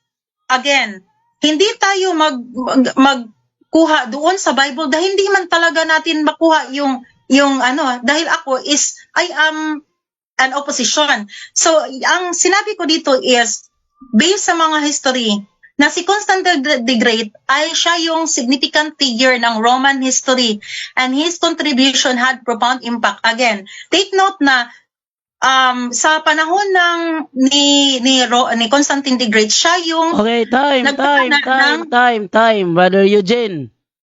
siya ang nagpakana ng cross. Time na, ma'am, please. And I said time, stop speaking. Brother Eugene. Next question. Hinantok ka na, Binanggit Eugene. mo Hinantok ka history. na. Binanggit mo history. Di ba? So, binanggit mo history.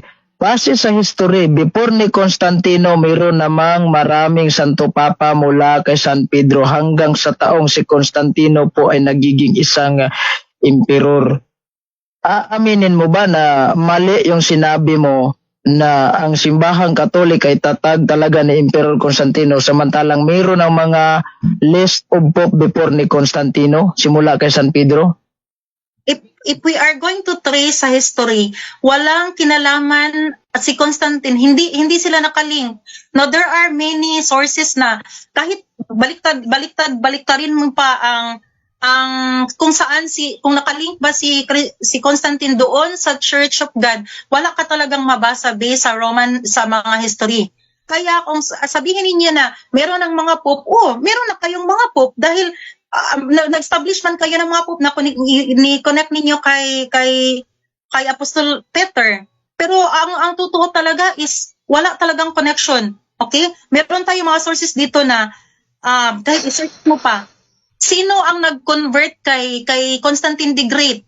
Wala talaga kahit isang Bible na nagsasabi na may connection ang si Constantine to the church sa Jerusalem. Next question. Base sa history, kasi binanggit mo yung history, sa Philippine Ionic Nation, binanggit doon Roman Catholic Church founded by Jesus Christ. Sinong nagtayo sa simbahang Katoliko base sa history? Si Constantino o si Kristo? That is again a tampered Objection. Yes. Anong objection, bro? Hindi ko sinasabing tampered ba itong history ko. Hindi. Base sa Philippine history, ang nagtayo ng simbahang Katolik ay si Hesus Kristo. Ma'am Genevieve, ang tanong ay categorical. Please. Base sa history na binasa ko, sinong founder?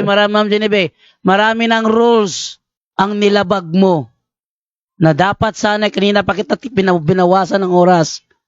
Then directly, Please, I am. ma'am, please answer the question. Ayon sa ginamit niyang Philippine history by Gregorio Hindi kami Zaide. naniwala. Period. Hindi yan ang tanong mo kung naniniwala ka ba o hindi. Ah. Ang tanong niya categorical. Batay sa Hindi. nakasulat doon sa naturang Philippine history by Gregorio Zaide. Ang tanong niya, sino daw ang founder doon? Si Jesus Christ ba o si Emperor Constantino? Please answer the question. Sabi lang yan ng Katolik, hindi sabi ng Bible. Moderator to te, ikaw mismo nag-send sa akin ng rule ng categorical question. Sagutin mo na ng categorical bago Hindi magpaliwanag. naniwala. Hindi. Ma'am, hindi, it doesn't, ang rule mo dito, binigay, ito, basahin ko ulit yung rule mo ha, para baka nakalimutan mo yung Sir rule na, JD, that Ma'am, comment from you ma'am. is a biased comment, no? this is not Yan sa bias, ma'am. I am moving according to the rule. Kasi kanina, binabayaan na kita kanina. Ang dami mong sinabi na sige, sabihin mo. against the rule. So ito ngayon, this is the rule. Rule number 2. Kung categorical ang question, kailangan sumagot ng categorical muna bago magpaliwanag. So it doesn't, regardless kung naniniwala ka ba o hindi, sagutin mo muna ang categorical question. Kung ano ang nakasulat sa Philippine history. Is it Jesus Christ ang founder o si Emperor Constantine ang founder? Sagot mo naman bago ka magpaliwanag. Oo, sa history. Sa history. Pero hindi sa Bible. Ma'am, O, yan ang excuse me. Hihigpitan na kita dahil patapos na ang oras. Panahon na para Ano? siguro Sige. higpitan na kita. Ano ang gusto mong isagot ko? Alam nga naman, Categorical, sasabihin ko, ma'am, categorical ang question. Nasa rule number 2, ikaw mismo ang nag-send sa akin ito. Please do not violate your own rule na binigay sa akin. Rule number 2, kung categorical ang question, kailangan sumagot ng categorical muna.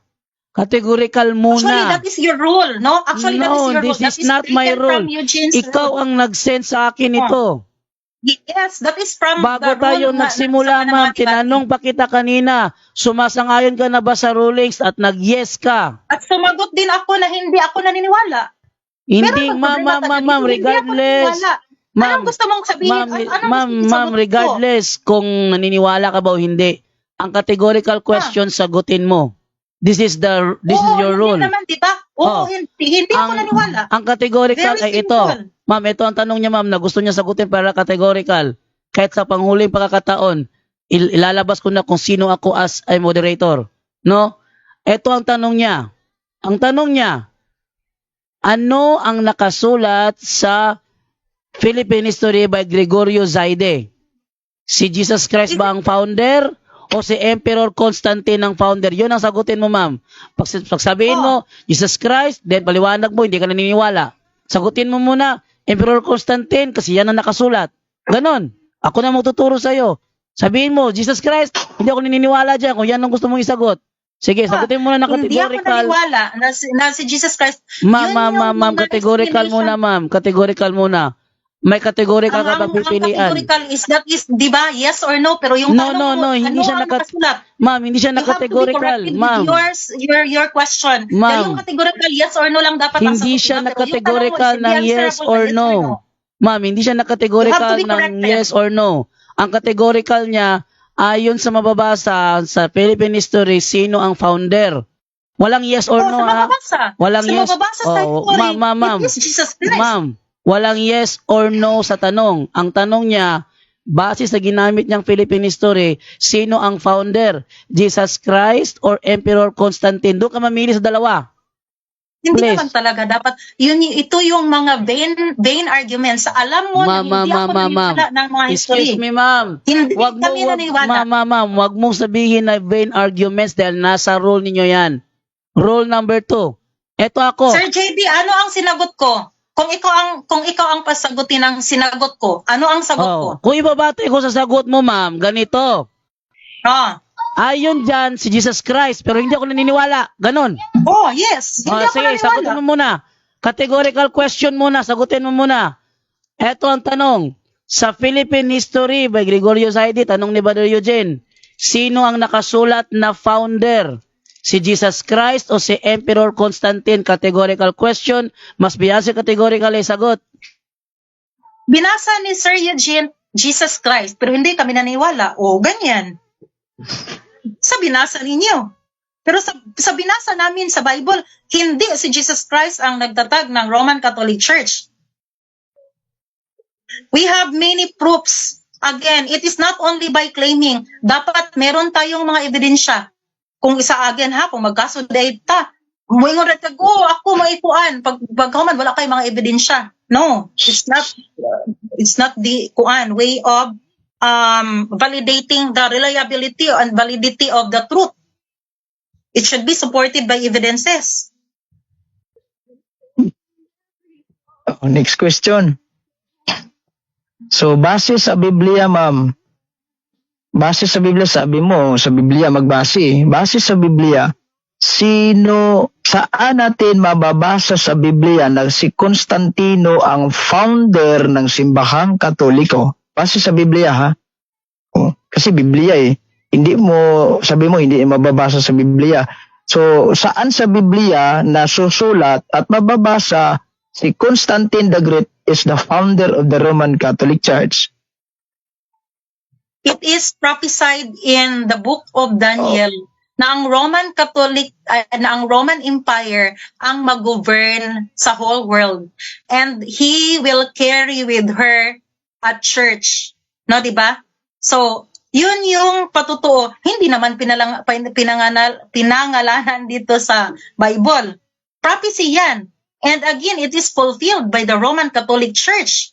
Marami tayong patutuo dyan. So, again, this is the fourth beast. Again, walang ibang fourth beast. It's the Roman Empire. Kahit baliktarin pa natin ang mundo. Wala talagang ibang fourth kingdom. Ipapakita ko ha, o mamaya siguro ipapakita ko, ang katotohanan na ang Roman Empire ay yun yung present na European Union. No? So, tingnan natin yung katotohanan. Sige. Okay. Word sa New Book Knowledge Encyclopedia, ganito po banggit. The history of the Roman Catholic Church began in Anapirum in Jerusalem almost 2,000 years ago. Paano naging Konstantinong nagtayo, ma'am? Simula pa ito sa Jerusalem. And we are claiming na Jerusalem kami. Kayo ay Roma. Next question. Sinabi ni San Pablo, sabi mo si San Pablo. Brother Eugene, time na. Okay. Yan ha. Sige, time na. So, Lito, bigyan natin ng ang 10 minutes na final conclusion. Una sa negative. Yan ha, ma'am. Buong debate, ngayon lang ako tumindig as a real moderator. So, ayoko sana makarinig ng mga kwento na naging bias ako sa debating ito, Dahil pinaburan kita sa pagkakataong ito. Ngayon lang ako naghigpit talaga as a real moderator. Kasi hindi ako makapag-focus kasi may bata akong inaasikaso Hindi ako makapag-focus. So, ang mga viewers natin ngayon, umabot na ng 345, Ang daming mga comment dito. At mga negative about kay Ma'am Genevieve. Ma'am, pasensya ka na. Mga comment talaga mga negative. Normal. Okay. Dahil si Jesus Christ mismo ay marami. Sige na. Tama na. Ang dami mo nang sinabi kanina na hindi about sa founder by normal talaga. Catholic. Wala kaming pakialam kahit buong mundo pa magsalita laban sa amin. Ma'am, wait lang ha. Anuin ko muna na ito ay hindi ito palengke. Please, this is a religious dialogue. Dahil panahon na para sa sa final conclusion. Brother Eugene, during final conclusion based sa inyong role, walang objection. No, walang objection. Okay. Ma'am Genevieve, si Brother Eugene ang final conclusion. Walang, Siya pa, siya na. Di ba walang objection. ako sa ating ako ang mauna? Yes, ma'am. Ikaw mauna. So, both sides, sinasabihan ko, during final conclusion, no objection. No objection. At ang mauna ngayon, si Ma'am Genevieve sa kanyang 10 minutes na final conclusion. Ma'am Genevieve, ready ka na? Yes. Nakita na ba yung presentation ko? Okay, ito yung presentation mo, ayan. Oh, sige, thank you. So, the summary is this, no? The Church of God is the name applies to the people of God mentioned 12 times in the Bible. This is the fulfillment of the prophecy of Daniel based on Daniel 9, verse 19, and Prophet Isaiah, which is located in Isaiah 62:2, that it is the name, the mouth of God, which will name His church, not the people. So, ang Roman Catholic Church, dahil ang tao lang ang nagbigay ng pangalan, hindi nakasulat sa Bible, it's not the true church, but the false church, which the head is the false Christ. Take note, meron tayong two kinds of Christ, the false one and the true one. So, kung nagdala kayo ng Christianity, ang totoo, false Christian yan. Okay. Ang rock in Matthew 16:18 is referred to God the Father. Matthew 16:18 definitely not Peter, not Christ, but it is the Father, which is the solid rock, the foundation. Kaya siya man talaga ang may hawak ng church. So sa kanya nakasalalay. Siya ang tag-iya, siya ang author, siya ang owner ng church na kung saan dapat siyang i-acknowledge. Okay? The concentration of Apostle Peter was for Jews, the circumcised, but Apostle Paul, who worked for Gentiles, the uncircumcised. It is Paul who bear witness at Rome, meaning to say there is no connection to Peter. Gawa-gawa lang ng mga Roman Catholic Church. The responsibility of Peter as binder or looser was when the Jews were cut off from the good olive tree. Yun yung mga hypocrite Jews na nagbetray kay Jesus Christ na ibinaligya siya doon sa mga Roman Empire. Sila yung nakat nang hindi sila naniwala ni Jesus Christ from 30 AD to 33 AD. Yung 33 AD, yun yung cut-off time na kung saan nag-bind and loose si Peter. Diba? Number 5, Apostle Paul is a church of God according to 1 Corinthians 15:9 and Galatians 1:13. So the church of God at Jerusalem where he persecuted was the church where he was converted. Meaning to say, there is no broken link of Jerusalem Church of God to the church of Apostle Paul and of course to the church founded by Jesus Christ.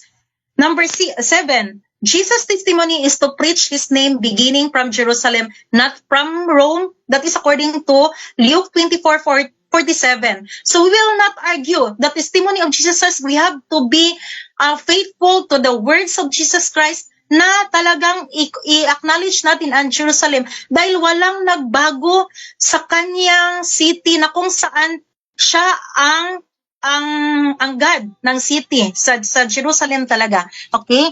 Next is Jesus Christ founded the church 30 AD. That is before his death because 30 AD is the middle year of the last week sa 70th week. No, that is katong na meron akong diagram. I hope nakita ng lahat.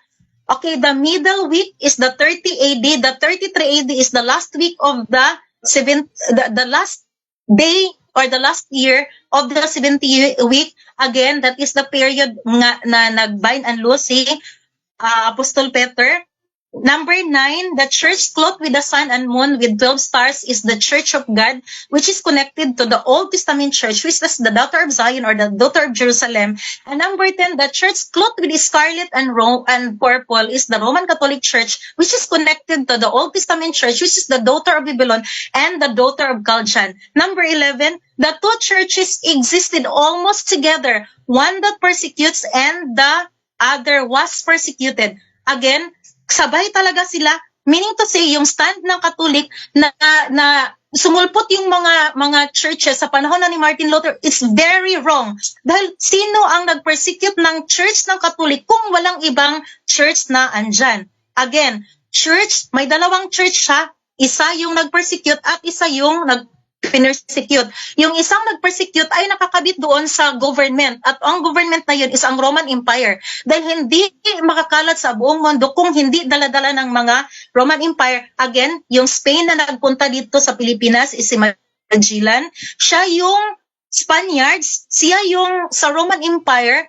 no na nakasama na siya ang nagdala. Hindi mga pope ang nagdala ng Catholic Church kundi ang Roman Empire, again dahil unite ang government at ang Catholic Church. The head of the beast was wounded but now was healed. This is, hindi ko nalagyan dito ng verse, pero may verse ito na wounded siya sa panahon na nag-declare ng freedom of religion ang Amerika, dahil yung church na doon sa Jerusalem ay napunta doon sa Amerika after na-declare ng freedom of religion ang Amerika 1798. But now again, we are here. We felt again that the government of Rome, which is the European Union, is now working again. Is ready, is ready again to persecute the true church, the Jerusalem Church of God. So, okay, okay, excuse me. Sorry, please kanang cut off lang muna Mr. Eugene dahil na Mr. Jando. Hindi, excuse me for a while.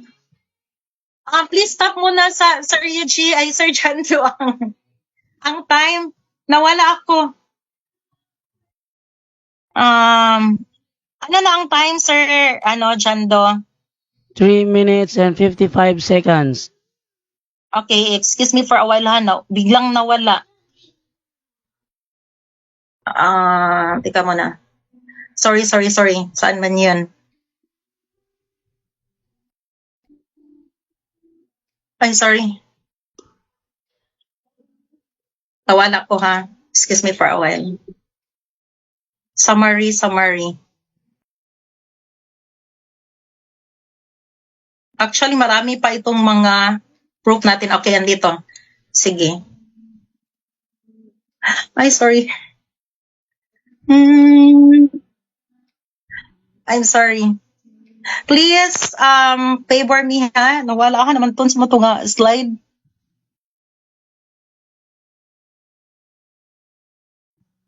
Okay.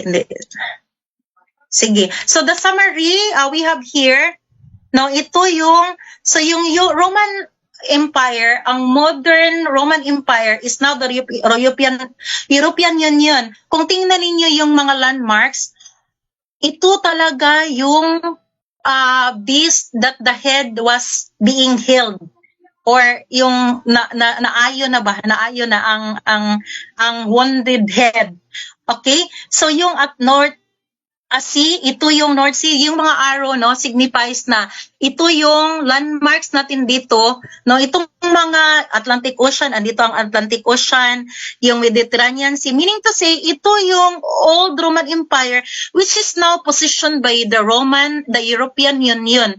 Okay, so makita talaga natin na they are still on the government, so marami itong natin, at wala tayong ibang makikita na dala-dala ng European Union ngayon kundi yung Catholic Church, dahil si Mary ang kanilang dala na religion. Okay? So, marami tayo. So you have to open your mind kung ano talaga ang katotohanan na dala ng ang European Union sa ngayon. They are one who is governing in the world. And the Pope now is bringing reconciliation to the world. Kahit hindi pa nila kaanib ng Iglesia, ay kanilang meron silang ecumenical movement. Hindi man ganyan sa Biblia. Dahil kahit angel pa sa heaven na magdala ng ibang aral, itakwil talaga natin sila. Di ba? Okay, so ito yung mga patutuon na si Pope Francis ay head ng World Council of Churches. So, meaning to say na i-unite niya at alam din natin yung unity of religion agreement na kung saan nag-unite na yung mga Muslim at saka yung mga Jew.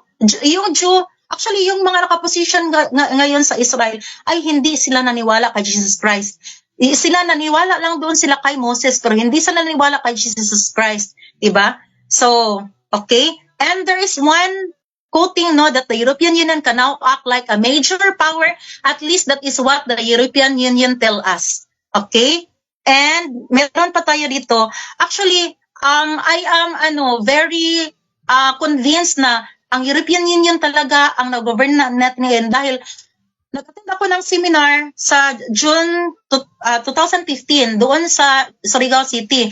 At yung Madri ay siya ang nag-share dito, no? Nagsabi siya na by year 2020, meron tayong single market in which ang single market, ang head nito ay ang European Union. So ito ay na-post ko sa Seventh-day Adventist Religious Issue. So yun yung nag-start ko na nagmasid-masid ako kung ano ang nangyari sa panahon ng 2020 at there is no other mechanism or governing power. That is when the time na nag-pandemic tayo and everything was changed. Actually ngayon, they are slowly changing from Monday to Saturday. Okay, time na ma'am. Okay no, so tapos na rin ang oras. And bigay ko na ngayon kay Brother Eugene Gapo. 10 minutes.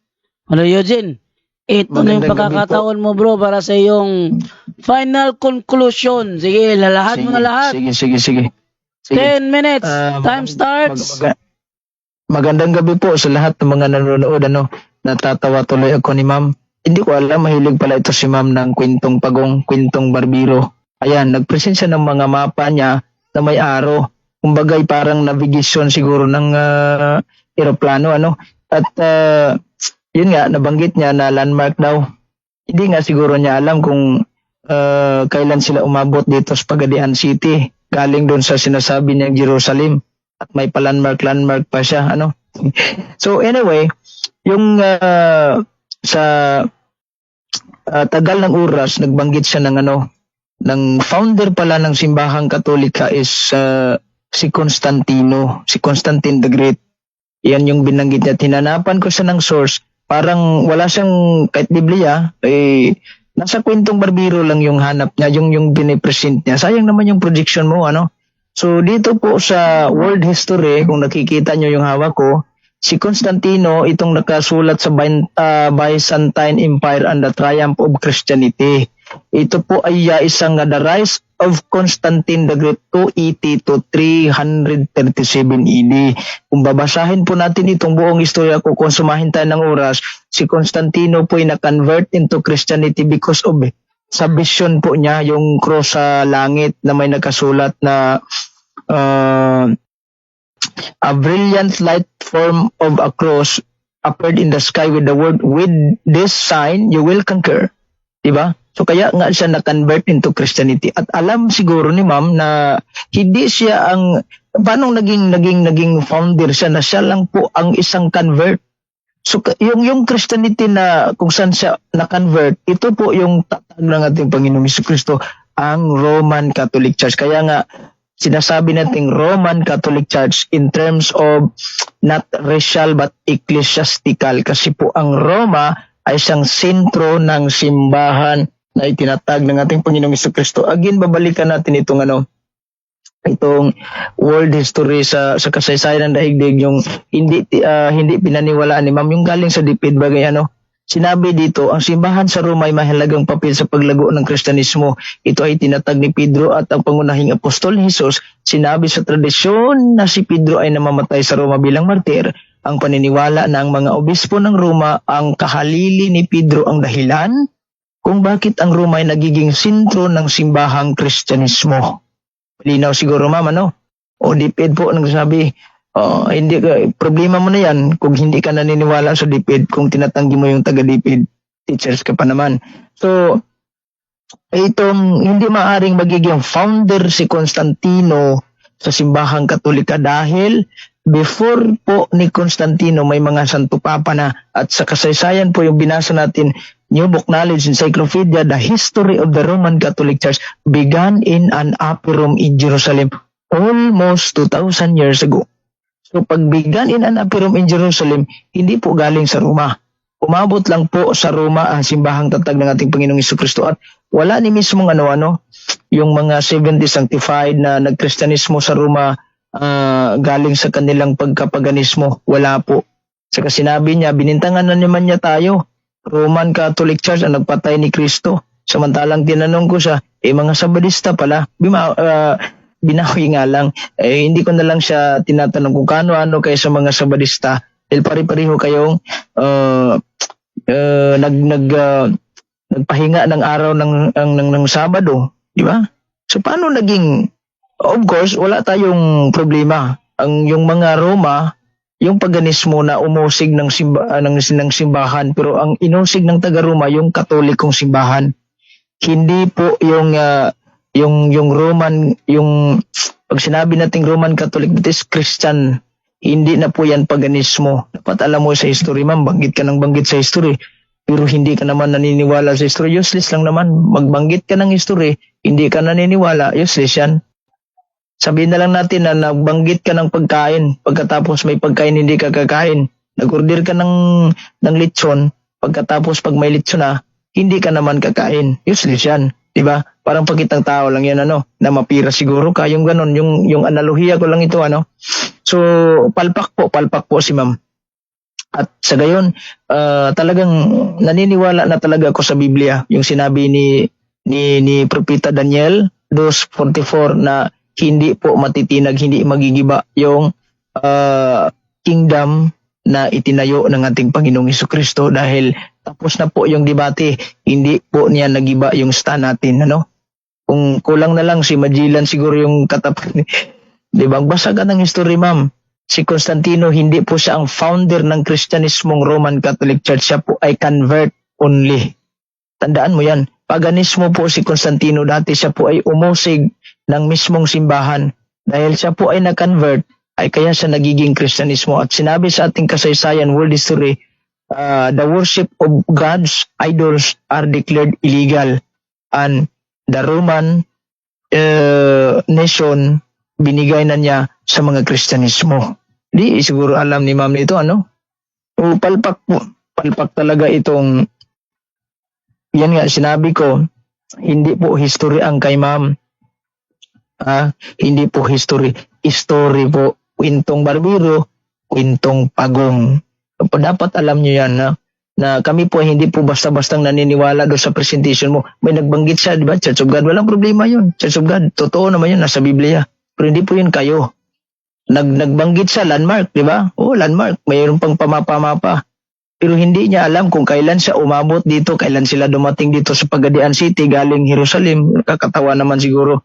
Yung tunay po na iglesyang tatag ng ating Panginoong Jesucristo nagsimula po sa Jerusalem. Hindi po nagsimula dito sa Pagadian City. Umabot sa Antioquia to Roma, Roma to Spanya, Spanya to Philippines. Ganyan po yung istorya ng simbahang tatag ng ating Panginoong Jesucristo. Hindi po nagsimula sa Pagadian, si ma'am umabot na sa Davao. At hindi nga siguro alam nitong si ma'am na yung Seventh-day Adventist Sanctified Church of God ay nakaabot na ito sa China, sa Japan, sa Palawan. Meron ba kayo sa Palawan? Hindi ko alam. Sa Roma, sa Jerusalem. Wala pa po kayong kapilya siguro, Kung aangkinin nyo si Kristo inyo, bakit hindi isimbahan ng Church of God 70 Sanctified ang nakatayo doon sa Bethlehem na mismong pinanganakan ng ating Panginoong Jesucristo? At yung mga hulilan kung papasyal itong si Ma'am doon, makalikom ng pira, papasyal siya, puro po simbahang Katolika ang nakatayo doon. Hindi po Church of God 70 Sanctified na ewan ko kung kaano-ano kayo doon sa mga Sabadistang pumapatay kay Kristo. Sinabi niya si San Pablo, Hudyo, ibinanggit sa Biblia, mismong si San Pablo nagsabi, I am a Roman citizenship. Ano yan? Ma'am, puro kapalpak talaga, ma'am. Di ba? Kaya nga natatawa ko sa iyo kanina. Hindi ko napigilang tumawa. Puro mga kwentong barbiro, kwentong pagong. Hindi ako nakikinig sa mga presentation. Wala namang kwenta. Di ba? Ito, talagang naalarma ako sa mismong presentation lang niya. Yung binanggit talaga niyang, wow, Katoliko, founded talaga ni Constantino. Yan po yung sinabi niya. Pero mismong ginamit niyang source ay hindi po standard. alam natin na kapag tayo ay nag-Google sa online, ang standard na tinatanggap natin is itong Wikipedia, okay yan, check. Yung Britannica Encyclopedia, check yan. At saka itong mga source na Dictionary Oxford Language, check yan, check. Hindi check check yan.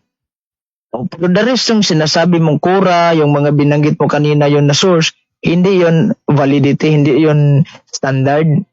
Diba kasi pag sinabi nating mas may karagdagan pang standard, yung mga global faith survey, yung mga world survey, yung pong ganun. Yung mga Wikipedia, hindi po yung sinabi mong wala, kwentong pagong yan, walang kwenta. So again, ako po yung naniniwala na talagang tunay talaga itong Katoliko. Sinabi ni Kristo, hindi magigiba. Dahil mismong si Ma'am sumubok Hindi niya nagigibaan. In fact, siya mismo ang nagpapatunay, Iglesia Katolika ang ipinangaral ni San Pablo. Sa ngayon siya. Kaya wala na tayong debate, walang question, tapos ang laban. God bless, magandang gabi po sa ating lahat. Wave na. Yan na yan, wala na akong mahabang pasakalye pa. Okay, so meron ka pang 28 seconds na remaining time, pero dahil nag-wave ka na, dahil wala na. Okay, so bigyan tayo natin sila ng tigwa 1 minute na pasasalamat, no? At least, ako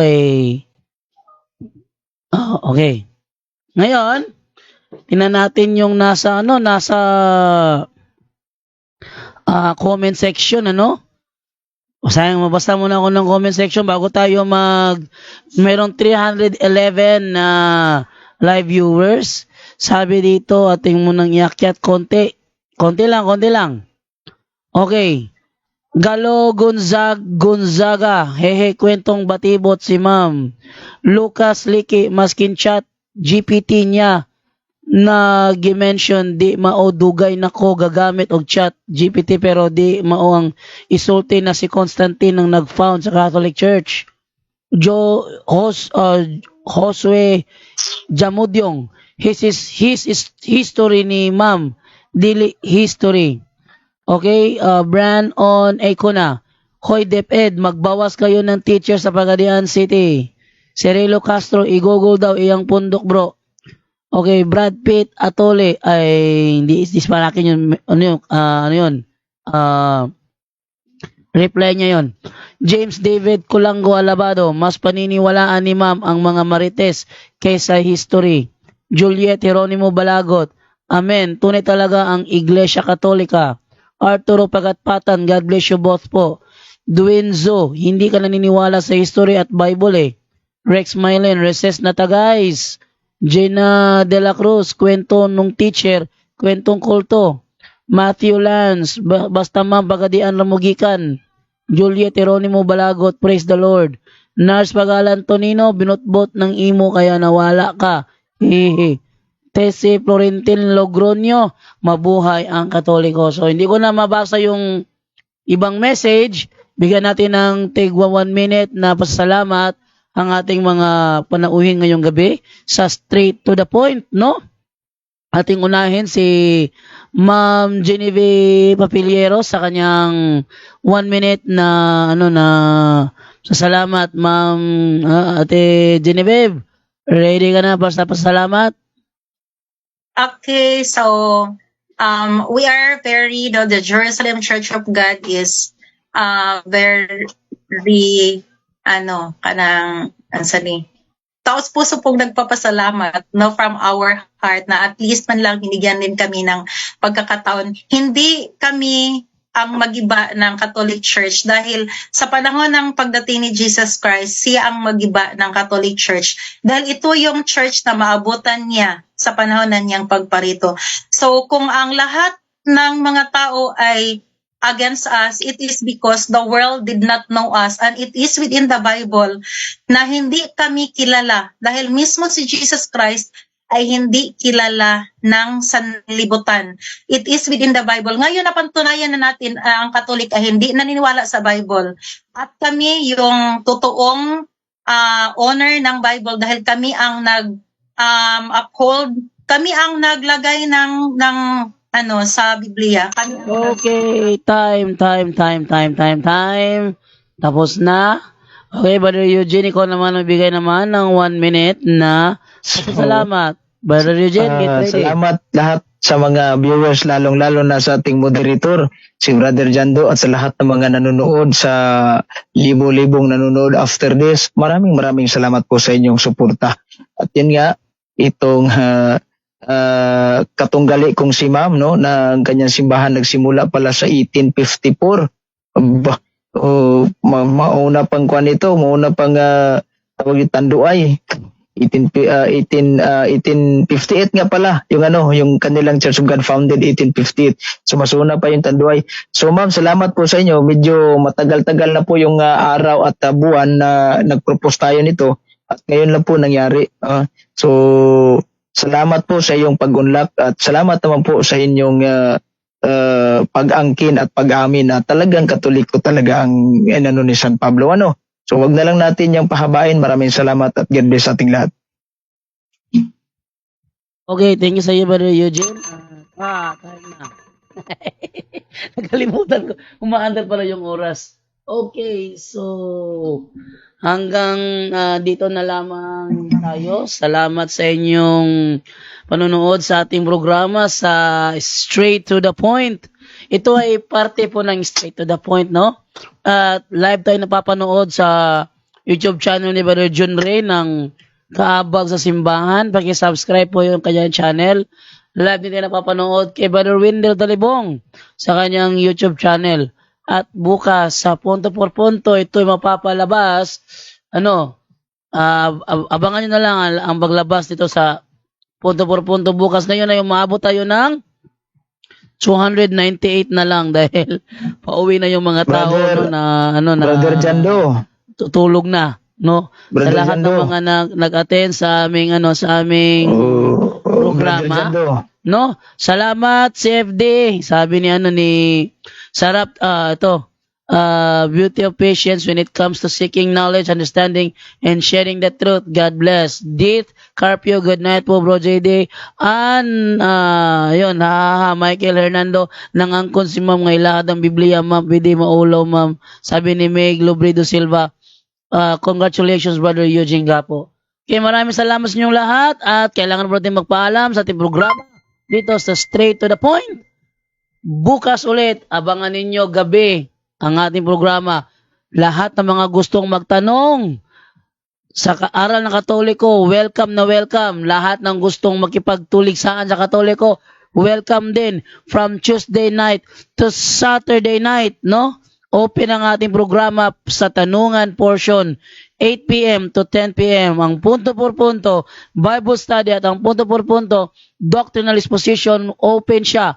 Makatoliko ka man o maprotestante, welcome magtanong o makipagsubukan.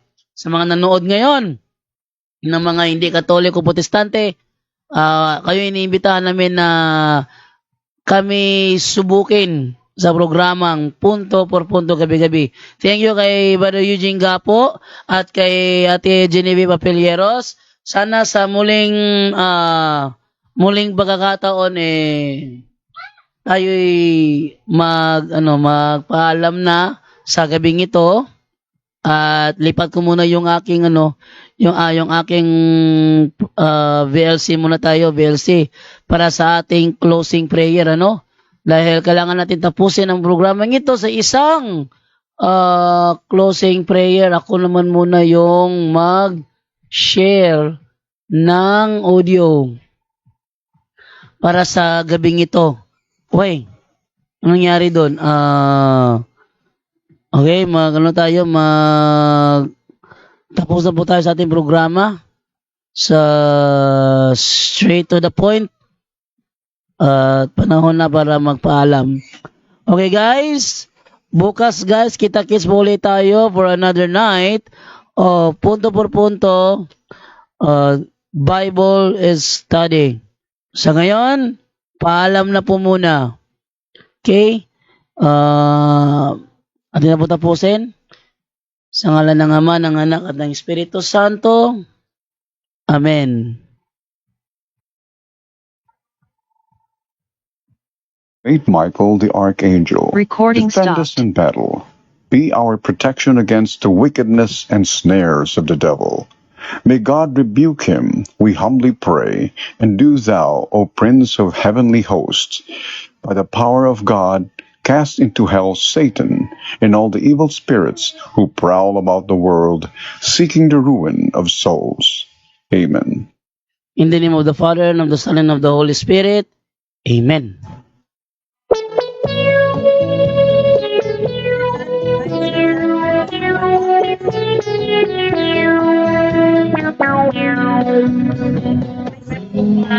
Mga seka, agapan ng sa ating simbahan, walang takot sa pagdipinsa, ipahayag ang sa pamagitan ng reverensya, kaya mga kasaysayan, ipaalam ang tunay na simbahan, mga doktrina para sa kaligtasan. Kami ang mga sigitis at pagbilang, Catholic faith defenders, sundalo ng simbahan. Ikaw ay Katolik, dapat mong ipaglaban ang pananampalataya ng ating simbahan. Ang aming misyon ay ang pagdidinig sa mga atake ng mga bulaang propeta, para patibay ang bawat Katoliko, hindi malupo sa ibang pastor at ministro. Kaming mga seder, takot sa aming simbahan, walang takot sa pagkikisa, ipahayag ang magandang katotohanan sa pamagitan ng reverensya sa Biblia at kasaysayan, upang paalam ang tunay na simbahan, mga doktrina para sa kaligtasan. Sa Mateo 16:16, ang simbahan itinayo ni Jesus Cristo. Hindi ba iglesia kundi ang Katoliko, walang makapanay kahit pa ang impyerno. Hanggat nagsimula ang Katoliko, si San Pedro pinilit naging unang pangulo. Pangako ng Pangulo ay kanyang sasama, ang itinatag na simbahan hanggang sa kawakasan. Kaming mga seder, takot sa aking simbahan, takot sa pagdipinsa, ipahayag ang katotohanan, ang magitan ng reverensya sa Biblia at kasaysayan, ipaalam ang tunay na simbahan, mga doktrina para sa kaligtasan.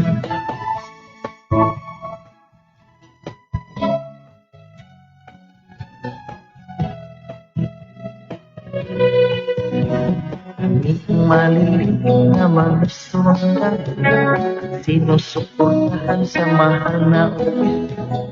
Iyayang galing sa Diyos ang lahat ng karunungan, upang mapreserbar ang dugma ng simbahan. Marami na ngayon ang nagtayo ng simbahan, ginamit kanila ang kay Kristo nga Panginoon. At iyang ating Biblia ninagaw nila, ginawang negosyo upang sila ay magkapera. Kaming mga seder, takot sa aking simbahan, walang takot sa pagdipinsa, ipahayag ang katotohanan sa pamagitan ng reverensya sa Biblia at kasaysayan, ipaalam ang tunay na simbahan, mga doktrina para sa kaligtasan. Ipaalam ang tunay na simbahan ni Kristo.